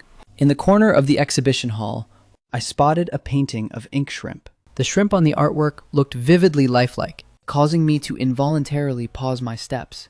I had loved ink wash paintings since childhood, and my family also collected a few pieces, yet I never expected to be able to see such a precious ink shrimp painting right here. Mr. Xie, you certainly have an eye for things. This ink shrimp painting is one of the crown jewels of our club's collection. Miss Liu also likes this painting very much, and every time she comes, she stands here, watching it for a long time. Miss Liu likes paintings too, I asked in surprise. In my impression, Lu Qingyuan was always busy with work, so I never imagined she would have such refined artistic tastes. Yeah, Miss Liu not only likes paintings, she also has deep studies in them. Last year, our club hosted a calligraphy and painting auction, where there was a counterfeit painting by a Qing dynasty artist that even several experts failed to spot. As a result, Miss Liu saw right through it at a single glance and even detailed the flaws of the fake piece, leaving every single one of us completely convinced. Listening to this, I grew even more surprised, and my impression of Lu Qingyuan gained yet another layer of difference. Mr. Xie could not only name the styles and characteristics of various painters, but also critique the brushwork and ink techniques of the artworks. He had originally thought this was just some young guy who relied on Lu Qingyuan's connections to get in, but never expected he actually possessed such profound artistic foundation. No wonder he could win Miss Liu's special care. After the tour concluded, Manager Zhou personally escorted me to the entrance and carefully handed me my umbrella while saying, "Mr. Xie, please be careful on your way, and if you need anything in the future, feel free to call me anytime. I will definitely do my best to help." I took the business card and the brocade box and turned to walk out of the alley. Lu Qingyuan's black Audi was parked by the roadside, and I hurriedly walked up and lifted the brocade box in my hands. "Have you picked out the gift?" "President Liu, I just chose a peach inkstone inside, planning to use it as a birthday gift for my grandfather. Manager Zhou said he wanted to waive the bill because of you, but I didn't agree, so he told me to take it first and talk about it after asking for your opinion. Here is the money for the inkstone. I'll give it to you right now." As I finished speaking, I took out my card from my pocket. "Don't listen to Zhou Jinming, that peach inkstone isn't worth much money anyway. Just treat it as my birthday gift to your grandfather. Your grandfather is turning 80, and I was supposed to prepare a gift for him in the first place, so now I can just use this opportunity to express my regards. That simply won't do. You've already helped me out so much last time, I can't accept your gift again. How come you're still being so polite with me? I've always respected your grandfather deeply, so sending a birthday gift to the old man is only right." Lu Xingyuan took the brocade box from my hands and glanced at it. "This peach inkstone is indeed quite nice. Your grandfather will definitely like it. Let's go. I'll drive you back, and we can chat about your grandfather's birthday banquet along the way to see if there's anything you need my help with." I had no choice but to nod in agreement. The interior of the car was permeated with a faint, clean fragrance, the exact same scent as the one on Lu Qingyuan's body. "How are the preparations for your grandfather's birthday banquet coming along?" "Almost everything is ready. We're holding it right at home, inviting relatives from the family and some of Grandpa's old friends. My father originally wanted to hold it at a hotel, but Grandpa dislikes extravagance, saying that keeping it simple is best." Your grandfather is right. A birthday banquet isn't about the grand scale, it's about the sincerity. However, some necessary arrangements still need to be properly managed. I know a few good chefs who specialize in making the Huaiyang cuisine your grandfather likes. If you need them, I can have them go help out at your place. There's no need to trouble you. Our family has already hired chefs. It's no trouble, an extra person just adds more effort, right? I've already had someone contact the chefs, and they'll report to your house tomorrow. The Baluichan tea that your grandfather likes to drink, I've also had someone prepare it, and it will be delivered together tomorrow. A wave of warmth welled up in my heart.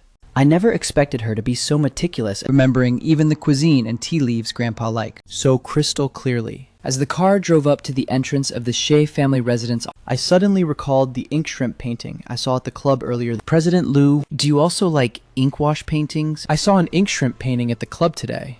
It had such incredible artistic conception." "You like it too?" "I collected that painting many years ago and later put it on display at the club, just so more people could appreciate it." "That was part of your collection. No wonder such a precious piece was hanging in the corner. Turns out it belonged to you." "I've loved inkwash art since I was a child. especially vibrant, lively works. Since you like them, next time I'll take you to my private art studio to check out the mini calligraphy and painting collections I have there, along with a few fine art ink masterpieces that you might perhaps enjoy. Really? That's amazing. Thank you so much, President Liu.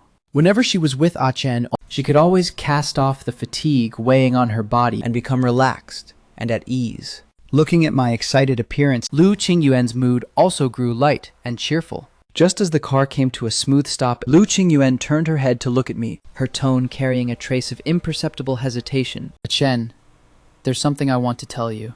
Don't call me President Liu anymore from now on. That title sounds a bit too distant. If you don't mind, you can try calling me Qingyuan. The tips of my ears quietly turned red. Okay, Qingyuan. Alright, go on back and get to rest early. Tomorrow I'll have Chen Sunning send the tea leaves and chefs over. I got out of the car, holding the brocade box, watched the car vanish into the night, and then turned to walk through the front door. Father Shi and Sis were sitting in the living room, waiting for me. Father asked, "A Chen is back? Did you pick out the gift?" Picked it out. It's an old pit inkstone. Grandpa will definitely like it. I recounted my experience at Fuyun Xuan and the matter of running into Lu Qingyuan. Xie nodded and said thoughtfully, "This person, Lu Qingyuan, has always drawn a clear line between work and personal matters. There aren't many people she pays this much attention to. Chen, you should get along well with him from now on. Not only is he our family's benefactor, he is also your personal, noble patron." My heartbeat fluttered somewhat chaotically. His care and concern for me had already crossed boundaries. What on earth was this feeling? Early the next morning, Chen Senning brought the chefs and tea leaves to the Xie family residence. "Mr. Xie, this is the Baluchan tea President Liu asked me to send for your grandfather. It's this year's new harvest, and of exceptional quality. President Liu also said that if your grandfather likes it, she'll have someone send it over every year from now on." I took the tea leaves, looked at the busy chefs in the kitchen, and the tea leaves in my hands, my heart filled with deep emotion. On the day of Grandpa's birthday, I was squatting in the corner of the living room, wrapping a red silk ribbon around the newly arranged narcissus flowers. How on earth am I supposed to repay him? Chen, stop fussing with that. Come over and see if Dad's birthday scroll is hanging straight. Father Shi's voice came drifting from outside the room. Xianyancha looked at me with a playful, knowing gaze. "Little bro, President Liu's actions this time are no small deal." Oh, Chef Wang from the kitchen said. "Those two are the head chefs of Suzhou restaurant, the kind you can't normally hire, no matter how much you pay." Ahem, sis, don't jump to random conclusions. It's just normal gratitude.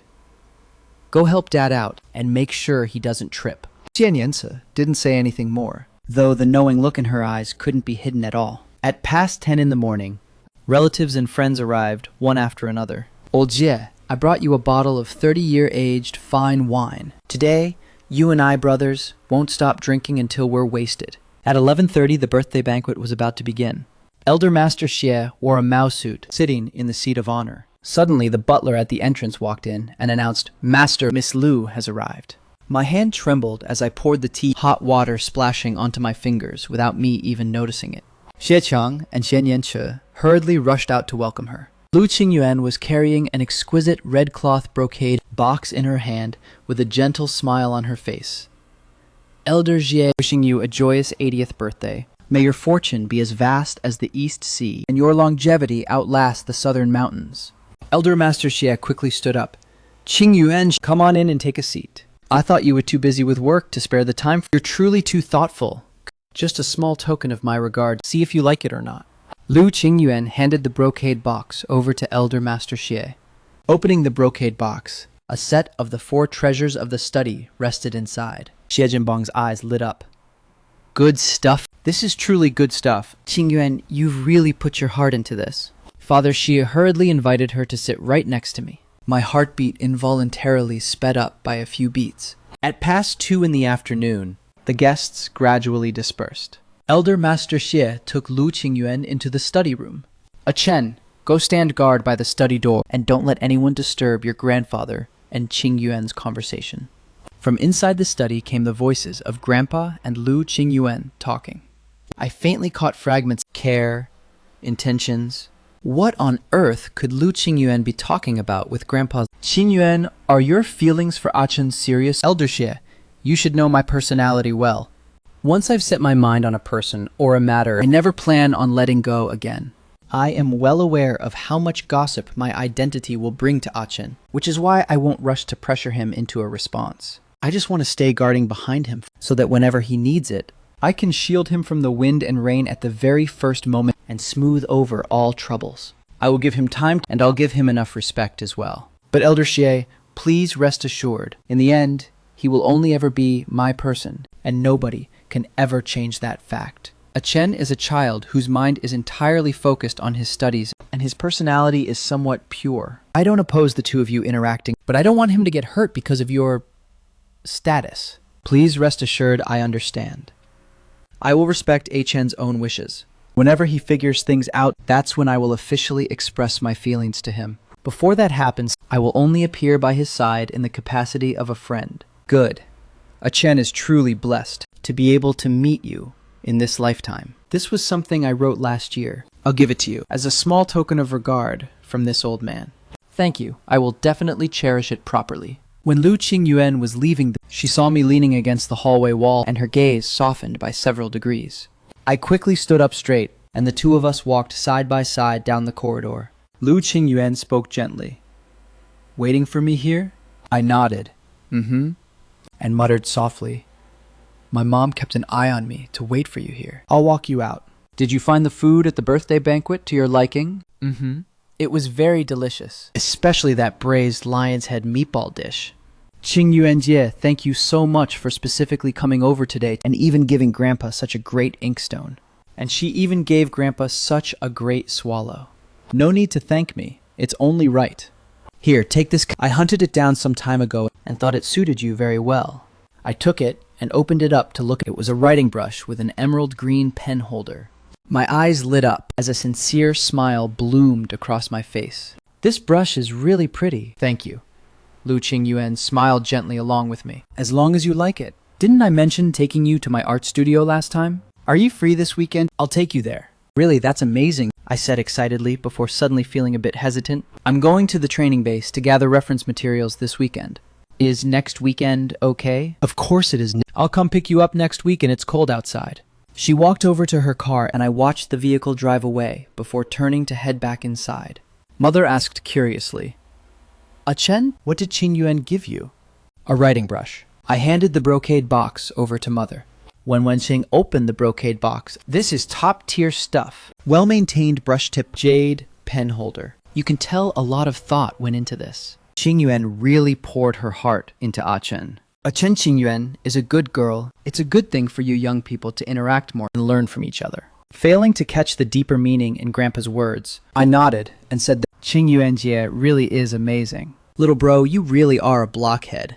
As I went back to my bedroom to put away the writing brush, Dad, you saw it too. Qingyuan's intentions toward Achen are as obvious as Sima Zhao's heart. I used to worry blindly, thinking that Achen was at most just someone she toyed with when she was bored. But looking at it now, it was just my perspective that was too narrow. That child Qingyuan has always had a sense of propriety, which matches Achen's personality perfectly.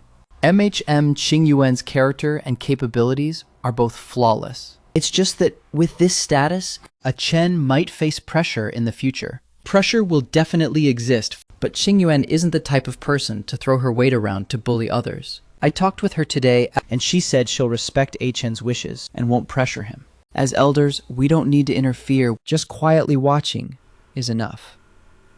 Once Achen realizes their relationship on his own, there will naturally be an answer. Grandpa is right. I can tell little bro also has a good impression of Qingyuan. He just hasn't noticed it himself yet. The weekend arrived quickly, and Lu Qingyuan came as promised to pick me up for her art studio. The studio was filled with bookshelves and easels, with plenty of calligraphy and paintings hanging on the walls. Are these all part of your collection? I've been collecting them for over a decade. If you like them, you can come here often in the future. These are military-themed paintings I collected. Since you create things based on military motifs, you can use them as reference. I excitedly took the art book. Qingyuan Jie, thank you so much. You're truly too good to me. Lu Qingyuan's heart melted into a total mess of softness. She wanted so badly to tell him that all her kindness toward him stemmed from heartfelt fondness. As the setting sun sank in the west, I pulled a photo frame from my bag and handed it to her. Qingyuanjie, I drew this. Although it's not very alike, I still wanted to give it to you. Lu Qingyuan took the picture frame with both hands. My raw, youthful brushstrokes had captured her cool, detached temperament. It's drawn very well. I like it a lot, and I'll place it in the most prominent spot in the art studio. Chen, stop drawing for now. Come over and try Mom's rock sugar stewed pears. Mother brought out a bowl of steaming sweet soup from the kitchen. I put down my paintbrush, washed my hands, and walked over. Mom's stewed pears with rock sugar are the absolute best. You're the only one with such a sweet mouth. The family sat together around the stone table to eat, and halfway through the meal, the butler walked inside. Young master, President Lu sent someone over to deliver something. Qingyuanjie hasn't appeared for a whole week. Why is she sending people over today? Mr. Xie, President Lu heard that your design drafts are almost completed, so she specially had me deliver a congratulatory gift. President Lu instructed that I must hand the gift to Mr. Xie with my own hands. President Lu knows that Mr. Xie usually needs pens when painting and writing analysis, so she specifically prepared this for you, hoping you will accept it. He then shoved the gift box into my hands and promptly turned to leave. My heartbeat couldn't help but speed up a few beats. Opening the gift box, the fountain pen was engraved with a silver insignia just like the one on the umbrella. I even spotted my name right below the pen cap. This pen looks extraordinary just by looking at it. The feel in the hand is so nice. It's definitely custom made. Envious look, it even has your name carved on it. She really put her heart into this. That child Qingyuan is so meticulous in everything she does. Chen, you should find some time another day to go to her company and thank her. That's the only way to show true sincerity. I froze for a moment, hesitating somewhat. Go to her company. The moment I thought about going to a workplace crammed with super crowded people, I got a bit of social anxiety. Xian Yanxia poured fuel on the fire from the side. Exactly. Little bro President Lu takes such good care of you, so going to check on her is only right. I had no choice but to nod. Then I'll go tomorrow. Early the next morning, filled with a heart full of thoughts after eating breakfast, I set off, carrying the prepared thank you card and the homemade desserts Mother had made toward the Lu Group headquarters. I looked up at this magnificent building, took a deep breath, and walked inside. The front desk asked politely, "Hello, who are you looking for? And do you have an appointment?" "Hello, my name is Xie Chen, and I'm here to see Lu Qing." President Lu? I contacted Assistant Chen the day before. I pulled out my phone, wanting to give Chen Zuening a call, only to discover there were 2 missed calls on the phone, both of which had been placed by Chen Suning.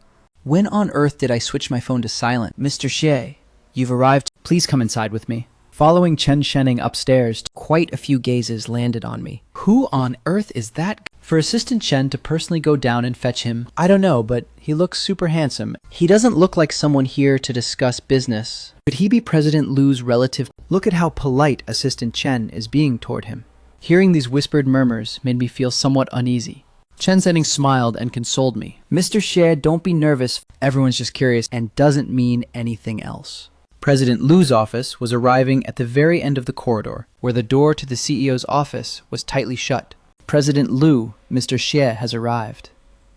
"Come in." The office was enormous, decorated in a concise and grand style. Lu Xinyuan closed the office door behind her casually, and she pointed to the chair opposite the desk. "Sit down. Go brew a cup of tea and bring it in. Make sure it's Bilochen. Thank you for the fountain pen you gave me. I like it a lot. This is a dessert handmade by my mom, just a small token of my regard. To be fortunate enough to receive a gift from you, I will cherish this sentiment dearly." Xie Chen, sit as long as you like it. Knowing that you frequently need to write notes while checking references, I thought about getting a custom-made fountain pen for you with your name engraved on it, so it'd be more convenient to use. "Mr. Xie, please enjoy your tea." "Thank you," I murmured as I picked up the teacup and took a sip. Lu Xinyuan's gaze fell upon my reddened ear tips. "Chen, are you really this nervous, just seeing me?" No. It's just that you look way more serious here than you do at home. During your grandfather's birthday banquet last time, you looked a bit more easygoing than you do now." "Then tell me, what was I like at the birthday banquet?" "You were very gentle and really good at taking care of people. I thought you'd highlight my shrimp peeling skills instead. After all, that whole plate of shrimp that day was peeled by me for you." and not a single vein was left behind. Doesn't that count as exclusive treatment? The strength in my grip around the teacup tightened a bit. All right, I won't tease you anymore. By the way, I heard Elder Shia mention last time that you really like the stir-fried chestnuts from that shop at the alley entrance. When I passed by a few days ago, I noticed a new branch opened up. Hearing mention of delicious food made my eyes light up. Yeah, I've been eating from that old shop since I was a kid. It's just a pity that now it's moved far away, and I haven't had it in ages. The new branch isn't far from my place, so I'll bring you some next time I pass by. Though next time I won't invite you to my office. I'll just have them delivered to your home to save you from being nervous. Refusing to back down, I said, it's just that it's my first time coming to this kind of setting, so I'm not used to it. The two of us chatted back and forth casually, and after roughly 20 minutes or so, Chen Senning knocked on the door. President Lu, the meeting is about to start. I quickly took the initiative to speak up. I should probably head out now and won't delay your meeting.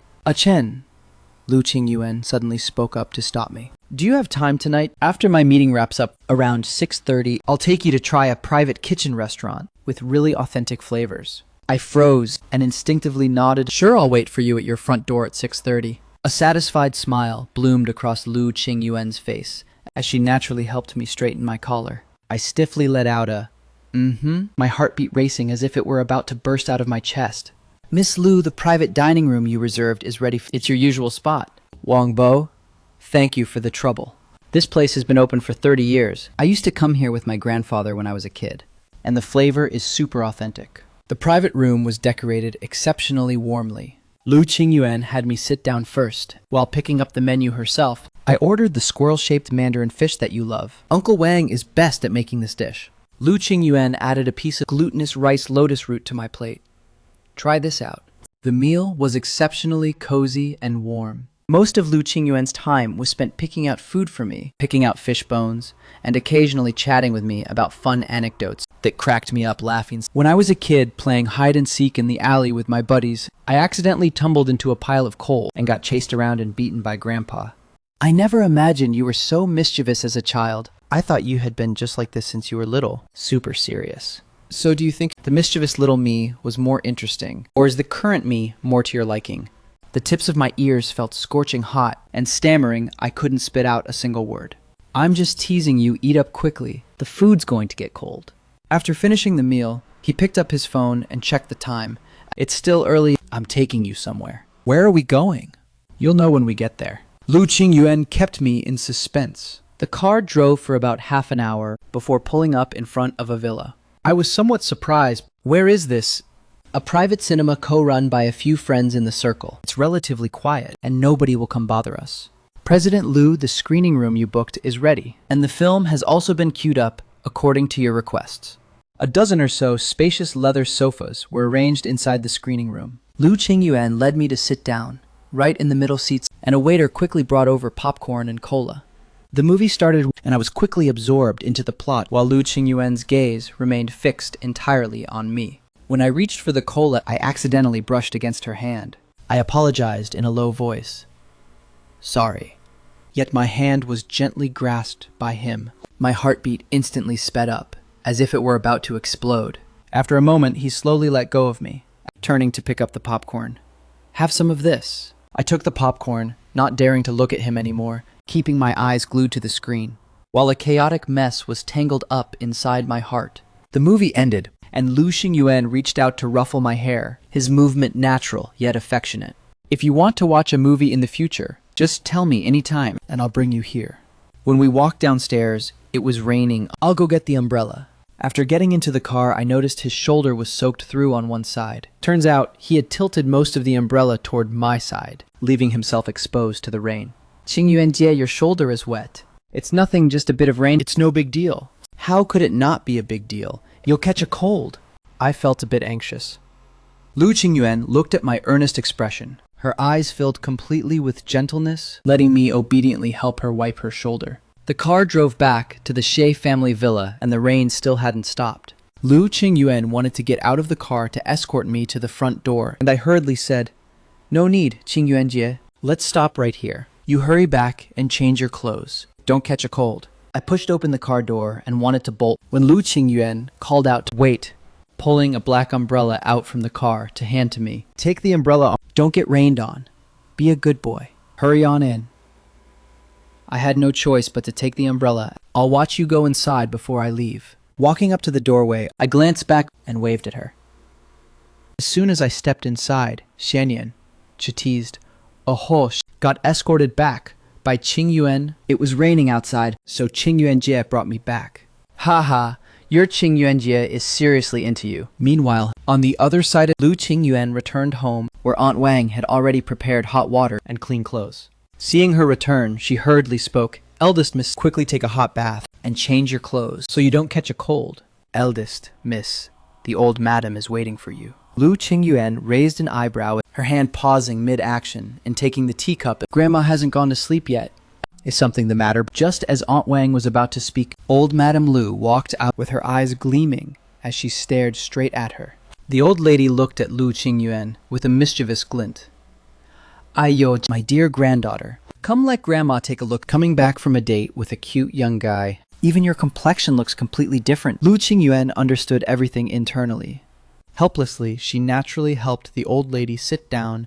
This isn't waiting for me at all. This is clearly wanting to gossip. It seemed the matter of her taking Ah-Chen out to the movies had leaked all the way back to Grandma. Work hasn't been heavy lately, and since I rarely have free time, I just took a friend out to look around. She deliberately used the word friend, not wanting to overstate their relationship just yet. After all, she and Ah-Chen had only met a few times, and she was afraid Grandma would become overly impatient.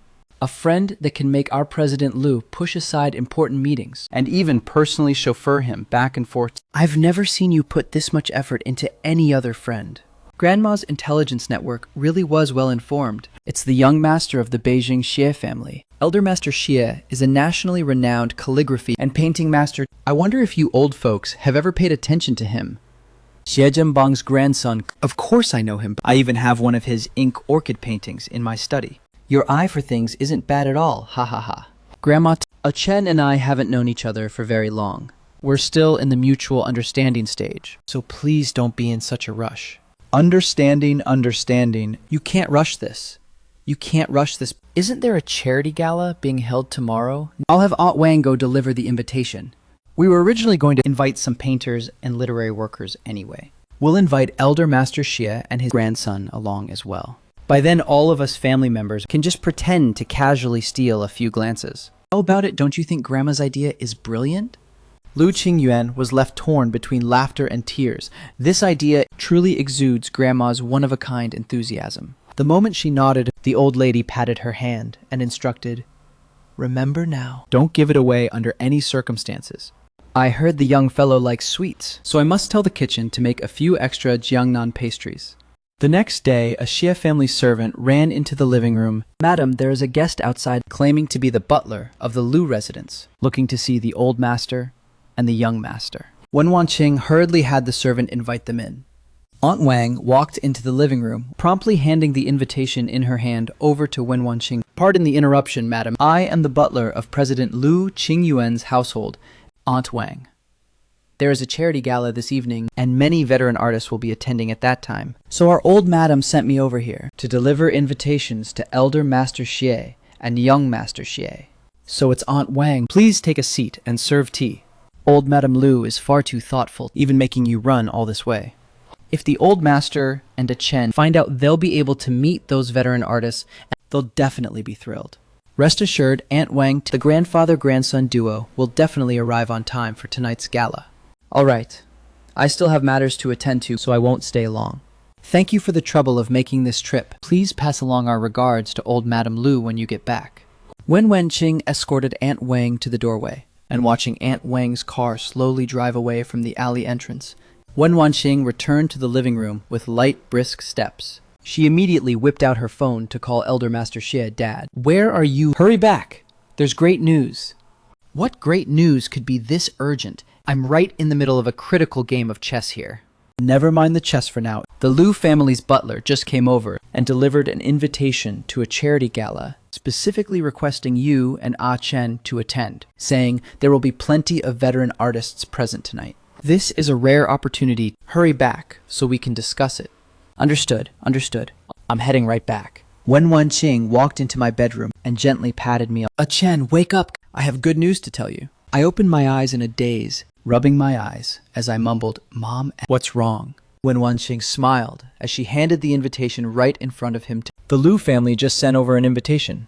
There's a charity gala hosted by the Liu family tonight, and they've invited a bunch of veteran artists. Right now, you're at the exact stage where you need more exposure to people like that. Tonight is an absolute prime opportunity, and a single word of guidance from any of them could bring you completely different inspiration, even though you've been influenced by your grandfather since childhood. Tonight, there will be people from all walks of life. Naturally, I knew whose intentions were behind this invitation. The Liu family and the Xie family didn't usually have such close dealings, yet right after Lu Qingyuan took me out for a meal, they sent over an invitation and specifically named me a junior to be invited. The underlying intentions were as clear as day. Mom, wouldn't this be troubling the Liu family too much? As a junior, if I go to this kind of setting, won't it feel inappropriate? Silly child, this is an invitation personally sent by the Liu family's old madam with a specific request for you. How could it be inappropriate? Besides, with your grandfather and Qingyuan there, who would dare treat you poorly. Hurry up and get up to wash and brush. Mom will help you pick out an outfit. We definitely can't lose any manners. Where's the invitation? Hurry and let me take a look. Your grandpa has such a hasty temper, he'd even throw down his chess pieces halfway through a game. Wash up quickly and come on down. Well, well. An invitation to a gala like this is something countless people beg for to no avail. I wonder if this old man of mine is basking in your glory. Or if you brat are basking in this old man's glory. Dad, stop teasing Chen. Chen, come quick. Mom picked out a light-colored suit set for you. Put it on and try it out. This one looks great. A gentleman, like a bamboo, matching our Chen's temperament and fitting the aesthetic of the veteran artist as well. When you meet the Liu family tonight, be polite, but there's no need to be constrained either. Right now, it's their Liu family who has designs on you. In the afternoon, the Xie family's black sedan came to a smooth stop outside the hotel where the charity gala was being held. Dressed-up guests entered the venue one after another. Elder Xie Chen. I abruptly turned my head to see Lu Qingyuan standing not far away, walking slowly toward us. Lu Qingyuan handed one glass of champagne over to Elder Master Xie, then retrieved a glass of juice from a passing waiter's tray and handed it to me. I know you don't drink alcohol, so I specifically got you freshly squeezed orange juice. Thank you, you're too thoughtful. I was just worrying about not finding anyone familiar. With you here, Chen can relax too. I happen to see a few old friends over there. I'll go over and say hello first. Qingyuan, do look after Chen for me for a bit. Saying this, ignoring my startled gaze, he turned and walked toward his friends. Lu Qingyuan very naturally guided me toward the east side of the banquet hall. Passing by the exhibition area, she even softly introduced the paintings on the wall to me. So this must be Chen, truly an elegant youth. Qingyuan take Chen to go meet Elder Mr. Zhang and the others. They were just saying they wanted to chat with a young person who understands art. Haha, Elder Zhang. Elder Li, this is Xie Jinbang's grandson, Xie Chen. He has been learning painting under Elder Xie for many years. Chen, these few are all seniors in the calligraphy and painting world. I quickly stepped forward to greet them. Upon hearing that I was Xie Jinbang's grandson, the old gentleman all enthusiastically began chatting with me about painting techniques. Chen, why don't you let Qingyuan take you outside to look around? I instinctively glanced toward Lu Qingyuan's direction. There's a small garden outside, planted with some late chrysanthemums. They're blooming nicely right now. Would you like to go check it out? I nodded and followed him into the small garden. Just as Lu Qingyuan was about to say something, from behind suddenly came Aunt Wang's hurried yet respectful footsteps. Lu Qingyuan turned his head to look at Aunt Wang. Miss, old madam has a matter over there and wants you to go over for a moment, saying a few elders wish to see you. Understood, I'll go right over. I'll be right back. Wait for me right here. Don't run around blindly. There are waiters in the garden. You can call them if anything comes up. I stood in place with his gentle instructions still lingering in my ears and the faint, clean fragrance of his body drifting around the tip of my nose. My heartbeat involuntarily sped up by a few beats. Right then, a purposefully magnified voice came from behind them. Some people really think that relying on 2 strokes of painting can let them climb high social branches. He turned around and saw Lin Zihao standing behind him, holding a glass of red wine, his gaze carrying hostility that didn't bother to hide at all. The few people standing nearby chimed in along with him. I tightened my grip on the orange juice in my hand. I was invited by old Madame Lu. Invited, I'm afraid it was through some improper means. That you got President Lu to bring you in right. Let me tell you, the spot by Qing Yuanjie's side is definitely not something a person like you can covet. Suddenly, his foot wobbled, and the red wine glass in his hand was shockingly splashed right toward my clothes. The deep crimson wine instantly bloomed and spread out. Surrounding guests immediately looked over, and the murmurs of discussion rose and fell in waves. Lin Zihao, what on earth are you doing? Lin Zihao's father hurried over in quick strides. Lin Zihao hadn't yet realized the gravity of the situation. Dad, I didn't do it on purpose. It was just that he was blocking the "shut up."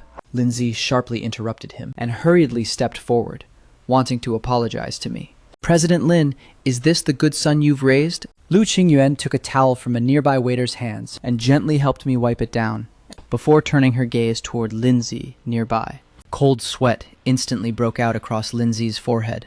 President Lin, keep your son on a tight leash. Lin Zihao finally felt fear creeping in. Hurry up and apologize to Mr. Xie. I'm sorry, Mr. Xie. I didn't mean to do it.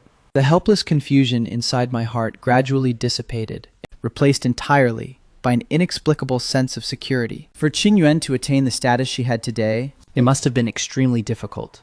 I couldn't let her make enemies on all sides because of me, so I whispered quietly beside her, "Forget it, Qingyuan Jie." He already apologized. Lu Xingyuan placated me. "Don't be scared," then turned her head to look at Lin Zi. "President Lin, I hope this kind of thing never happens again." Yes, yes, yes, President Lu. Rest assured, I will definitely discipline my son properly. Finishing that, he dragged his son away as they fled in panic. Lu Xingyuan's voice grew gentle to the extreme. Did that scare you? Xingyuan Jie arrived right on time. There are too many people here. I'll take you upstairs to the lounge to sit for a bit and have Aunt Wang find you a clean change of clothes. The two of us walked into the lounge, and Aunt Wang quickly delivered a clean set of clothes. When I came out after changing, I saw Lu Qingyuan sitting on the sofa holding a piece of strawberry cake with a freshly brewed pot of tea placed right beside it. Come over and have some. This strawberry cake was made fresh. Give it a try. Qingyuan Jie, did I cause any trouble for you just now? Late at night, at 11 p.m., just after Lu Qingyuan had dropped me off in the car, she was blocked outside the old family residence by Shen Wenwen. Qingyuan, you're something else. I really got an eye-opener watching that protective mama bear stunt. Trailing right behind him was also Zhao Qing. Lu Qingyuan simply glanced indifferently and asked, "Why haven't you left yet? Leave? What do you mean, leave? Could we possibly miss out on a show this big? You didn't see Lin Xian's complexion just now. It was pale as a ghost. I bet she's still shivering right now. More than that, I reckon Lin Xichen will have to ask someone to come compensate you with an apology by tomorrow morning. Though speaking of which, when on earth do you plan to confess to him? What's the rush? He's different from others. You have to take it slow." Oh, you haven't even chased him down yet, and you're already stepping in to protect him? I heard Lin Zihao has always liked you, and specifically came to the gala tonight, hoping for a chance encounter with you. As a result, you ended up staying side by side with Mr. Xie all along. I guess he must have gone completely crazy with jealousy to pull a stunt like that. Still, it's a good thing. At least this let us see your true intentions clearly at last. In the past, we all thought you were going to stay single for the rest of your life. But looking at it now, we overthought things. Oh, right. Once things quiet down a bit, after a while, the few of us are planning to get together and head over to Zhang Rei's newly built hot spring resort hotel. You should come too, and bring Xie Chen along as well. Treat it as making amends to him. And by the way, let us all get to know him too. I'll ask him if he's willing to go, we'll join. Awesome, honestly speaking, we're all genuinely happy for you. After all these years, we finally get to see you set your heart on someone. You better seize the opportunity properly and not let him slip away. Lu Qingyuan nodded in acknowledgement. As it neared 12 midnight, after Lu Qingyuan had seen the others off, she stood in the courtyard and pulled out her phone to send me a text. As for today's events, don't take them to heart. From now on, no one will ever dare bully you again. She thought about it for a moment, then deleted it and re-edited the message. Was the cake delicious? Next time I'll have the kitchen make some and send it over to you. Not long after a reply came back, it was really delicious, followed right behind by a smiling face emoji. I sat on the living room sofa, staring at the ticket for the Mo Yung Chunqiao art exhibition on my phone, sighing in disappointment. Ah, why is my life so bitter? What's wrong? What could possibly have you frowning like this? Xianyanche walked over and I dejectedly handed my phone over to her.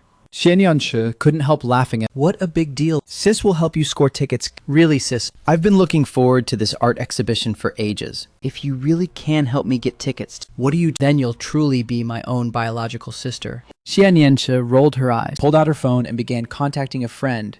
I know a vice president of the art exhibition's organizing committee. We collaborated with them last time, so he should still give me this much face. She dialed the call, exchanged a few warm pleasantries with the other person, but the more they chatted, the darker her expression became.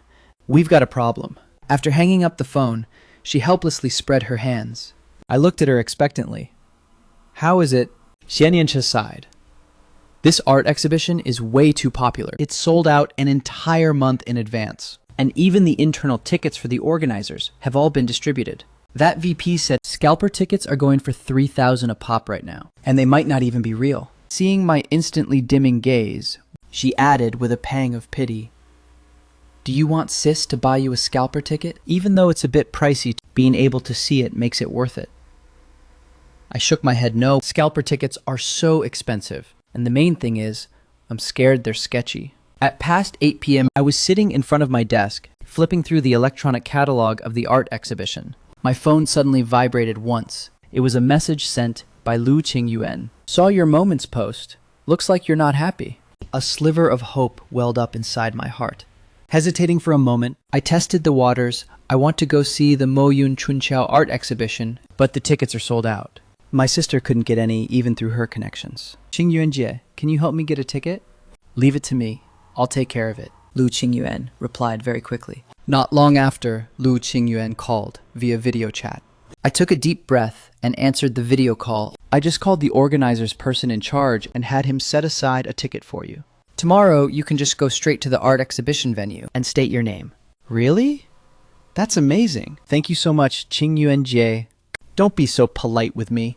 Tomorrow, wear a comfortable pair of shoes. The art exhibition is quite large, and you'll have to walk a fair bit.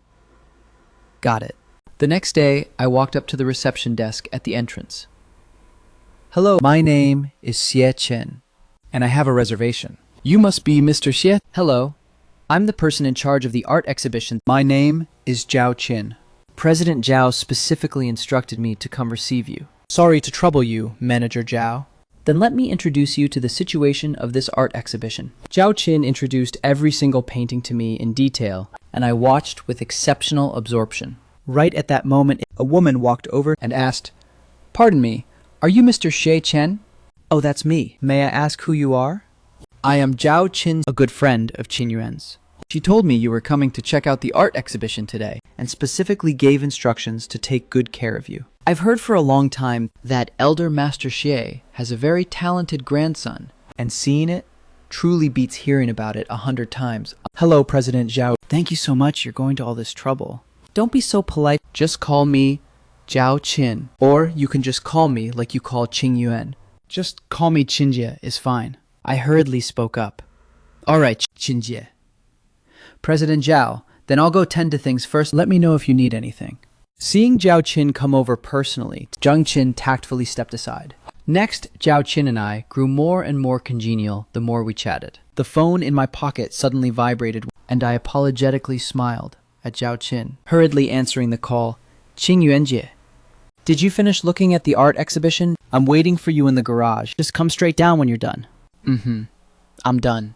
I'll head right down. I quickly acknowledged and hung up the phone. Qinjie, I'm so sorry. I have some matters to attend to and need to head out first.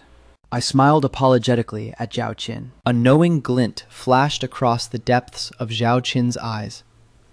Let's go. I'll head over with you and bump into him properly. Lu Qingyuan was standing beside her car, holding a bottle of mineral water. Zhao Qin took the lead to speak up. Qingyuan, wow, even my face, as the organizer, doesn't carry as much weight as this handsome guy's. Lu Qingyuan stepped forward, naturally handing the water to me first. What meeting couldn't be postponed? Elder Xie's ink orchid painting. Next time I'll accompany you to go check it out. Oh, already starting to draw big pies in the sky for him. Haha, a Chen. Qingyuan might look stern, but she's super meticulous on the inside. If he ever bullies you in the future, just tell me. We'll help you take him down a notch. Qinjie, you're joking. Qing Yuanjie won't bully me. Listen to that, already starting to protect her. Alright, I won't intrude on you guys anymore. I still have matters at my company. I'll head off first. She walked over to her own car, turned back, and mouthed a word to Lu Qingyuan. Go for it. Lu Qingyuan ignored her and said to me, You've been wandering around for so long. You must be tired, right? Get in the car. I'm taking you somewhere. I sat inside and asked curiously, Qingyuanjie, where are we going? Didn't you say before that you wanted to eat stir-fried chestnuts? We happen to have time right now, so we're going over to buy some. Inside my heart, it felt as though something had gently bumped against it, stirring up a fine, dense wave of sweetness. I had only casually mentioned it in passing during our chat last time, never expecting that Lu Qingyuan actually remembered it in her heart. Walking right beside her, I watched Lu Qingyuan earnestly confirming the details of the flavor with the vendor. If a scene like this could just keep going forever, how wonderful would that be? Get back in the car and taste it, see if it's still that exact same flavor. Lu Qingyuan peeled a chestnut and handed it right to my lips. I instinctively opened my mouth, the warm, tender meat melting inside my mouth. Is it good? Lu Qingyuan peeled another one and placed it in my hand. It's good. I nodded. The taste is still identical to how it used to be. Thank you, Qingyuanjie. The fondness inside my heart spread outward like climbing vines, yet the stronger this excitement grew, the more panicked I felt, afraid of sinking in too deep and ending up with nothing more than an empty, fleeting joy. Qingyuanjie, are you this nice to literally everyone? As soon as the words left my mouth, I instantly regretted them. The corners of Lu Qingyuan's lips curled up into a faint smile. What do you think? I don't know. This counter question caused my heartbeat to accelerate instantly. Lu Qingyuan didn't press any further, merely offering a soft smile. Chen was introverted and sensitive, requiring gradual guidance. She wasn't in a rush. She had plenty of time to wait for him to slowly let go of his guard and misgivings. Keep that art catalog safe. It has Elder Huang's personal autograph inside, so it's very precious. Thank you so much today, not only helping me secure tickets to the art exhibition, but also keeping me company to buy chestnuts. I'm off tomorrow, and a new private tea house just opened in the west of the city. The environment is exceptionally nice, and you can also taste pre-Qingming Longjing tea there. Would you like to come along and sit for a while? A flicker stirred within my heart, yet I still shook my head. Qingyuanjie, I need to stay home tomorrow to keep Grandpa company while he paints, so I won't be able to go.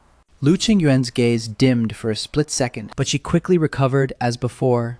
Then you go keep Grandpa good company. When I returned home, I placed the art catalog on the desk and took a sip of water from my cup, trying to calm my flustered and chaotic heartbeat. I saw it from the window just now. You know, President Lu helped you carry your art catalog and even waved goodbye to you. This kind of treatment is definitely out of the ordinary. Didn't he ask you out for a next meeting? He asked me to go with him tomorrow to a private tea house in the west of the city to drink tea, but I refused. You refused why? I need to stay home tomorrow to keep Grandpa company while he paints. Xie Jinbang put down the writing brush in his hand, his eyes carrying a knowing, smiling expression. A Chen Grandpa knows what you're worrying about. You feel like the gap between yourself and Qingyuan is too huge, so you're afraid of being talked about by others, and also afraid of sinking yourself into it right. Grandpa Qingyuanjie and I are fundamentally not people from the same world. She's so exceptional, and there are definitely tons of guys better than me around her. I don't want to end up in an awkward mess. Silly child status and social standing have never ever been the standard for measuring feelings. Qingyuan, that child, I've observed her for quite a while. She's not the kind of girl who throws her weight around or bullies others. Moreover, her feelings toward you are clear for anyone with eyes to see. I know you're afraid of getting hurt, but a thing like romance has never once been smooth sailing from start to finish. If you shrink back simply because you're scared, then you might just miss out on a lifetime of happiness. I didn't speak to the internal conflict tied up inside my heart like a dead knot. Every single word of Grandpa's made complete sense, yet my misgivings about reality couldn't be suppressed, no matter what. Perhaps I should keep a bit of distance from Qingyuanjie and let those feelings that shouldn't exist slowly fade away. Starting from that day onward, I began to deliberately avoid Lu Qingyuan. At first, Lu Qingyuan thought I was genuinely busy and didn't pay much mind to it.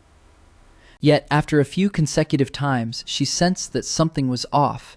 Chen went out to watch a movie with friends. They said it's that newly released sci-fi flick. We've made plans for days. How could he suddenly make plans with a friend to watch a sci-fi flick? Chen, wasn't he supposed to hate that kind of movie the most? President Liu, why did you suddenly call me? Is there anything you need to instruct me on? Nothing. I just happened to run into Auntie Lin, and she said Chen went with a friend to watch the newly released sci-fi flick, so I just asked, out of curiosity. Going to see a sci-fi movie? That's not right. Chen has been holed up in the upstairs art studio the entire day. This morning, when I went to the study to grab some documents, I even passed by his studio and waved at him. Chen was super focused at the time. Right, President Liu. Do you know anyone over at the Jianghang art supply shops? I want to pull some strings to get some authentic pigments. Chen was deliberately avoiding me. In the Liu Group CEO's office, Lu Qingyuan was uncharacteristically spacing out in her workspace. Chen Zhenning held a stack of files and stood before the desk. President Liu, this supplementary proposal requires your signature. Lu Qingyuan picked up her pen and signed her name, yet the handwriting was much sloppier than usual. President Liu, if you're tired, how about I host the 3 p.m. meeting on your behalf first? No need. Lu Qingyuan suddenly recalled what Shen Wenwen had said before and directly dialed Shen Wenwen's number. Qingyuan, how do you have time to call me today? I need your help with something. Does that calligraphy and painting exhibition of yours lack any knowledgeable volunteers? They need to be able to guide the exhibition hall layout and understand calligraphy and painting aesthetics. We do. How could we not lack them? I've been agonizing over not being able to find someone who knows their stuff. Xishen's major matches this perfectly. You should issue a formal invitation in the organizer's name, saying that hearing he's Elder Xie's grandson, you're specially inviting him to come provide guidance. The reason needs to be legitimate, and you can't let him figure out that it's my idea. Relax. Leave it to me. I'll have someone draw up the invitation right away and deliver it first thing tomorrow morning, guaranteeing it'll be done seamlessly so he won't be able to pick out a single flaw. Though you've got to remember you owe me a round of drinks, the very best kind. After hanging up the phone, Lu Qingyuan's tightly strung nerves finally relaxed. On the day of the event, I can just happen to pass by the art exhibition, and that way I'll naturally be able to see him. This art exhibition scale isn't low at all. Chen going to help out is a good thing too. It'll benefit your painting. I always feel like this matter is a bit too coincidental. How could they suddenly invite me to— Oh, well, I've been feeling a bit troubled lately anyway. Going out to clear my mind is fine too. All right, I nodded and headed back. The day of the event was a Saturday, and I arrived at the activity center half an hour early. Just as I walked through the main doors, Shen Wenwen warmly hurried over to welcome me. Mr. Xie, welcome, welcome. I nodded politely. Manager Shen, you're too polite. Being able to contribute a bit of effort to the art exhibition is my honor. The exhibition hall is on the 2nd floor. I'll take you up to check it out. Shen Wenwen led me toward the stairs. A portion of the paintings were already hung up on the walls of the 2nd floor, and a few staff members were carrying framed canvases to hang on the walls. Everyone stopped for a moment. Let me introduce you all. This is Mr. Xie, a young painter who was specially invited today to guide us on the exhibition hall layout. You should all listen to Mr. Xie's arrangements. I wouldn't dare. I wouldn't dare. We can just discuss and figure it out together. Manager Shen, I think we can partition it by themes. Next, I took out a tape measure and earnestly began working. Shen Wenwen stood off to the side, watching him, and quietly pulled out her phone to send a text to Lu Qingyuan. He's arrived and is busy. Super professional too. In less than 2 minutes, Lu Qingyuan replied, I'll be there right away. 20 minutes later, Lu Qingyuan's car stopped at the entrance of the activity center, carrying a thermal food jar in hand and putting on the act of just happening to pass by. The corners of Lu Qingyuan's lips curled upward unconsciously. As he walked up, he saw me standing on a ladder, stretching out my hand to adjust the angle of a picture frame. Be careful, his voice carried, an imperceptible hint of tension. I got a fright, and the ladder beneath my feet wobbled for a second. Lu Qingyuan quickly strode forward and reached out to steadily steady the ladder. Are you okay? Qingyuan Jie, why are you here? Just came to take a look. It's hot out today, so I brought you some chilled chrysanthemum tea with a bit of honey added in. Drink some to cool off. I sipped it in small mouthfuls, while the corner of my eye caught Shen Wenwen standing not far away, snickering to herself. This event was probably deliberately arranged by Lu Qingyuan. Mr. Xie's layout plan is truly professional. Qingyuan, you came just in time. Help us take a look and see how it is. It really is much neater than before. The placement of the paintings is staggered and well proportioned with a distinct theme. It has both visual impact and aesthetic appeal. Very creative. Being praised like this by him, my heart beat even faster, and I hurriedly pointed toward a piece of calligraphy on the wall to change the subject. Over the next 3 days, I locked myself inside the study. On the evening of the 4th day, my phone screen suddenly lit up. It was a message from Lu Qingyuan, followed right behind by a location pin. My finger hovered back and forth between okay and forget it. Qingyuan is a pretty good kid, since they mean well. Don't always push people away 1,000 miles off. Recalling what Grandpa said in the morning, I struggled internally as I replied. Lu Qingyuan replied very quickly. When I walked out of the courtyard gate, Lu Qingyuan had already arrived. Get in the car. I sat inside the car and deliberately edged over toward the corner of the passenger seat. Lu Qingyuan acted as if she didn't see my little move. Just as we walked up to the porridge shop entrance, Qingyuan is here. Uncle Joe business is doing great, huh? I brought a friend to come taste your cooking. Du Qingyuan pulled out a chair and motioned for me to sit down. 2 portions of boat congee, extra peanuts, and another plate of smashed cucumber salad. Go light on the spice. Got it. The boss answered crisply right away. He poured 2 cups of warm lemonade for the 2 of us. Uncle Joe used to live near my house, and once when his son ran into some trouble with school, I helped out by coordinating things. Miss Lu, Mr. Xie, please enjoy. Just ask if you need more. It's all you can eat today. Thank you, Uncle Joe. I softly expressed my gratitude. Lu Qingyuan looked at me eating with such sweet relish. How is it? Is it still the exact same taste as before? I nodded. Seeing that I was almost done eating, Lu Qingyuan spoke up. Ever since I dropped you home from the art exhibition until picking you up today, you've been avoiding me. You don't reply to messages, you don't pick up phone calls, and even trying to ask you out requires making up a bunch of excuses. Xiechen, tell me honestly, why are you avoiding me? My chest felt somewhat stuffy, and the hand gripping the spoon tightened its grip further. I'm not avoiding you. I just felt it was a bit unnatural. Unnatural? Is it staying together with me that makes you feel unnatural? Or is it me as a person that makes you feel unnatural? How was I feeling unnatural? It was clearly feeling too natural. The peace of mind when being with her was like a frog being boiled in warm water, making me almost drown inside that gentleness. Yet it was precisely that peace of mind that terrified me to the core.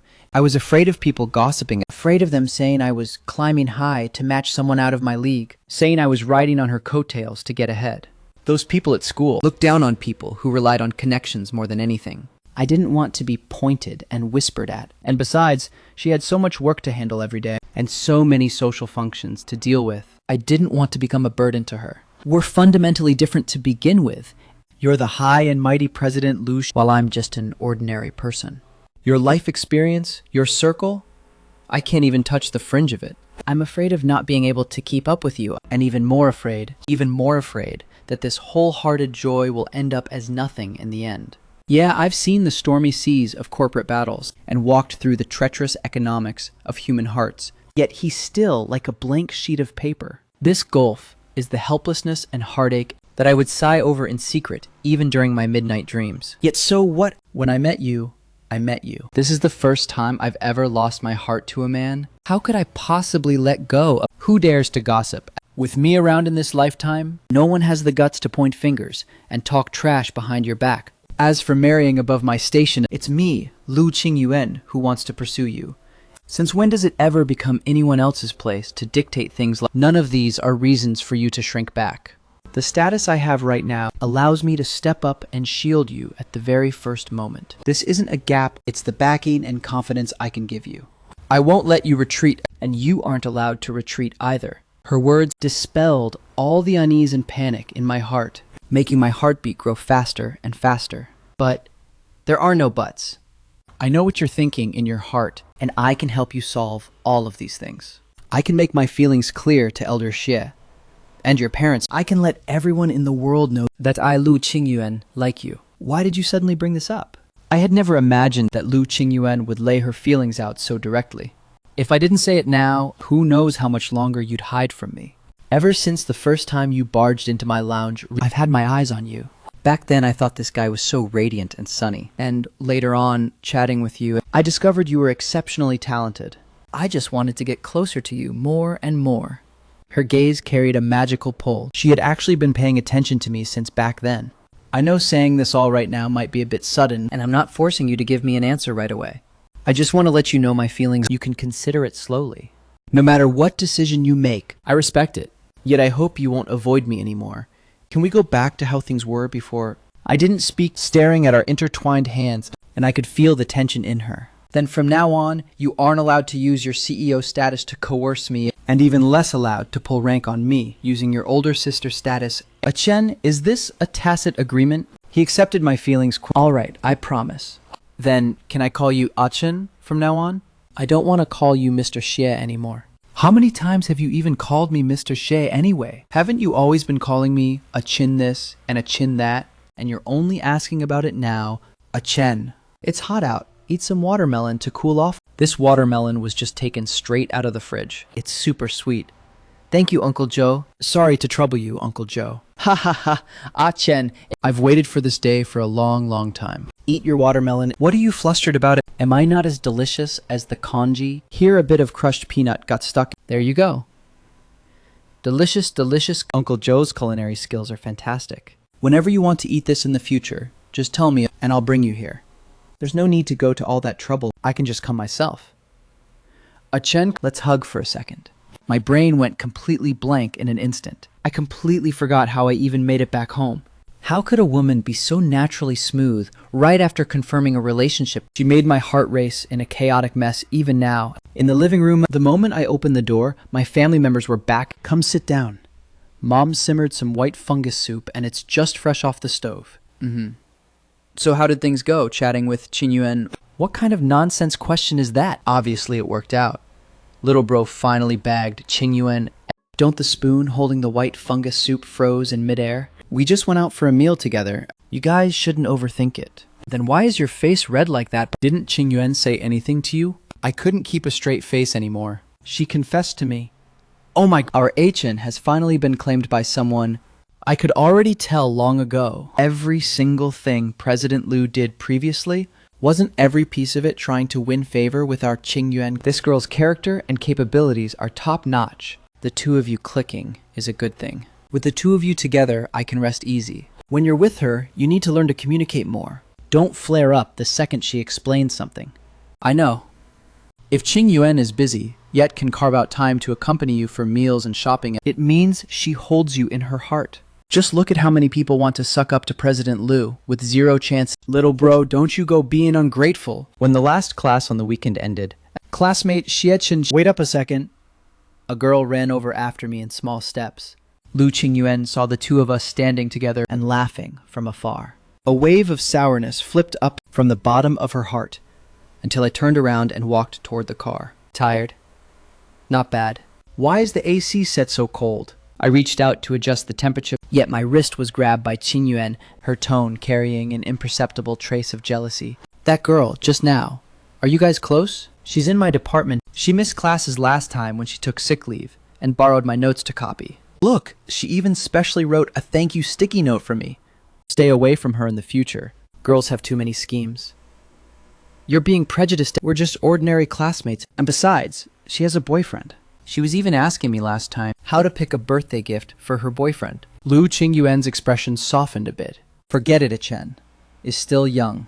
How could he understand the twists and turns inside a woman's mind? I'll just slowly teach him down the road. All right, I won't tease you anymore. What do you want to eat tonight? I booked that old Chongqing hot pot place in the south of the city. They say a Mandarin duck hot pot makes tripe taste extra fragrant. Really, I've been wanting to try it for ages. Lin Song said last time that their sesame oil dip is custom made and dipping tender beef into it is absolute perfection. Not long after we sat down, the waiter carried over the split hot pot and the numbing, fragrant scent instantly filled the entire private dining room. Just as I was excitedly mixing my dipping sauce with sesame oil, the private room door was suddenly pushed open and an unfamiliar man walked right in. Qing Yuan, it really is you. I saw your car downstairs just now and thought I was seeing things. Mr. Shen, is there something you need? Lu Qingyuan frowned. I never expected to run into you here. It was Shen Wenwen's older brother. My dad asked me to come talk shop with President Zhang. Never expected it to be such a coincidence, running into you here. Shen Qingyi acted as though he didn't hear the alienation in her tone. Is this your assistant? Lu Qingyuan's hand, holding the teacup, paused for a second. Will Chen get jealous over me? Mr. Shen, if you have business, you should go find President Zhang instead of— We are currently eating. Qingyuan, I'm not saying your assistant is bad. I just feel like he's a bit timid and afraid of things if he wants to stay by your side in the future. Mr. Shen, is it— First of all, I'm not her assistant, I'm her boyfriend. Secondly, no matter how bad I am, I'm still much better than someone who doesn't even know basic manners and randomly barges into other people's private rooms. What are you talking about? Qingyuan and I have known each other since we were kids.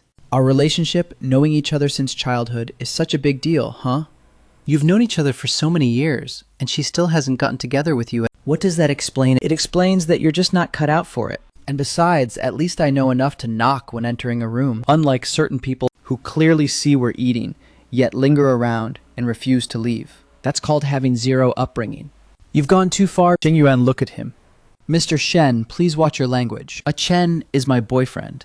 I don't wish to hear such impolite words ever again. Besides, you and I are not close, so please don't disturb me in the future. Shen Qinghui glared fiercely at me, turned around and strode out of the private room.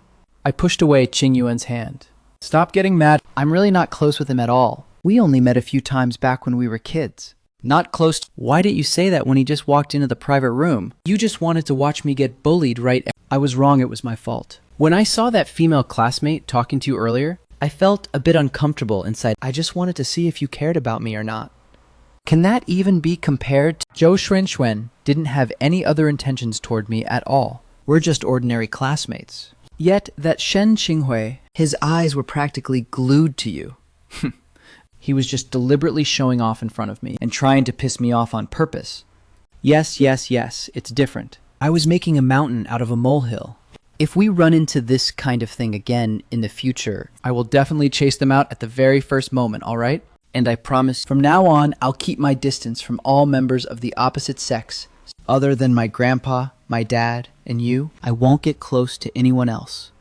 Okay? Was I a bit too impulsive? Yet seeing Shen Qinghui acting that familiar with her, I just couldn't control my anger. How about this, to make it up to you? Tomorrow, I'll have my assistant go buy some Shen paper for you. I heard a batch of aged Shen paper just arrived. It's super suitable for painting. Fine brush works all right.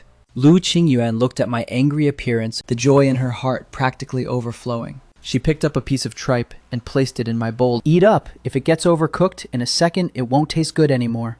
On the way home, I leaned back against the seat. Actually, just now, when I was tearing into Shen Qinghui, my heart was beating pretty fast from nervousness. I know, but you were extremely badass just then. The car quickly arrived at the entrance of the Xie family home. Qingyuan helped me unbuckle my seatbelt, leaned in close to me, and said, "Good night." I flusteredly ran back home and don't know when I finally fell asleep. When the alarm went off for the third time, I finally poked my head out from under the covers. Oh crap, I'm going to be late today. Whatever, there's no time, Mom. I'll eat at school. Rushing tempestuously to school, I received a message from Lu Qingyuan. The National Day holiday is coming right up. Wait for me to take you out somewhere fun. I replied with a muffled text and hurried to sneak into the classroom. Lin Song had already helped me reserve a seat ahead of time. I plopped down in my chair, lifted my hand to smooth down my tuft of spiked up hair. Why are you only just getting here? Look at you all flustered and panicked, acting like a thief. Don't even mention it. Didn't sleep well yesterday. Didn't sleep well. Confess honestly. Did you stay up too late, chatting with the big beauty Lu? What step have the two of you progressed to now? Did you hold hands? Did you kiss? Or could it be, what nonsense are you talking about? How could it go that fast? We only just confirmed our relationship not long ago. Not long ago, so what? Lu Jun is so attentive to you. What are you still waiting for? Waiting for her to get snatched away by someone else. I felt like what he said sounded completely reasonable, and my heartbeat instantly accelerated. The very second class ended, my phone vibrated. It was a message sent by Lu Qingyuan. I'm at the school entrance. Come right over in a bit. Yo, look at this. She's here to pick you up after school again. Let's go. Chen, you're doing great. President Lu is way too dedicated. Ha ha ha. Have an awesome date tonight. I glared at him, then turned around and walked toward Lu Qingyuan's car. The car cabin remained quiet for a few seconds, and then Qing Yuan's cheerful laughter rang out. What do we want to eat tonight? We're going to the supermarket to buy groceries, and I'll head home and cook for you. You even know how to cook? Mm-hmm. Do it yourself, and you'll have plenty of food and clothing. The car parked in front of a high-end, fresh food supermarket, and as soon as the two of us walked in, we attracted quite a few gazes. A pair of talented man and beautiful woman. Everyone couldn't help taking a couple extra looks. What do you want to eat? Mm-hmm. Braised pork belly, the kind stewed until it's super tender. All right. Lu Xinyuan steadily pushed the cart toward the fresh food section. Looking at the understated luxury villa before my eyes widened. This is your house? Mm-hmm. Come take a look at the shoe cabinet in the foyer first. Sitting there was a brand new pair of men's slippers, looking at a glance like they were specially prepared for me to change into. I had my assistant prepare them for you. No one's ever worn them. After changing my shoes, I followed Lu Qingyuan into the kitchen. I'll roll up my sleeves and help you out. And Lu Qingyuan didn't refuse either. The greens are right there. You help me wash the vegetables. Mm-hmm. The two of us worked with a division of labor. I'll handle the meat. The atmosphere of home cooking quickly filled the kitchen. Chen, help me take the sugar out of... I can't reach it. My arm reached past her head, and I easily took down the sugar jar. She turned back to look at me, and our lines of sight met directly. My Adam's apple bobbed up and down, and possessed by some ghost, I lowered my head. I watched her eyelashes flutter a couple of times, before jumping back in astonishment. Watching my fleeing figure as I escaped in panic, Qing Yuan chuckled softly, out loud. Haha. Not long after, the kitchen drifted out with an enticing fragrance. Come eat. Try the rib soup I've been stewing for a long time. It should suit your taste. We drank the soup in silence. Right at that moment, Lin Song's voice message came through. I prepared to use voice to text, but ended up accidentally clicking the speakerphone. Chen, what step have you guys actually progressed to? Did you kiss yet? Haha. Did you kiss yet? Flurriedly shutting off my phone, I started coughing violently. Lu Xinyuan gently helped pat my back, looking at me with a half smile. Did we? The tips of my ears turned thoroughly red once more. I picked up a napkin and flusteredly wiped my mouth twice. I won't tease you anymore. Eat up quickly, the meat's going to get cold, and I'll send you home after you finish eating. I buried my head in shoveling rice without even being able to taste the fragrance of the braised pork belly. After the meal, Lu Qingyuan dropped me off back home. I unbuckled my seatbelt, and Chen, aren't you going to say goodnight to me? Qingyuan Jie, good night. Drive carefully on the way back. I immediately locked myself inside my bedroom. My heartbeat still not fully settled down yet, when Lin Song sent over a text message. How was the battle status? Did you bag the big beauty, Lu? Lin Song, you brat! You're trying to get me killed! The voice message you sent this afternoon was heard entirely by Lu Qingyuan. I was so awkward at the time, my toes were literally clawing at the floor. How on earth do you dare to say just anything? Ha ha ha ha ha. No way, I just said it casually. Quickly tell me, what was his reaction after hearing it? Can you think of something proper for once? We just went out for a meal, that's all. Wait until next time. When you go to her place, wear formal attire. Have a romantic candlelight dinner. And then naturally just, shut your trap. If you talk nonsense again, I'm cutting ties with you. Ha ha ha, alright. I won't say any more. 1 minute before leaving work, Lu Qingyuan's phone suddenly rang. The caller ID showed it was the old family estate.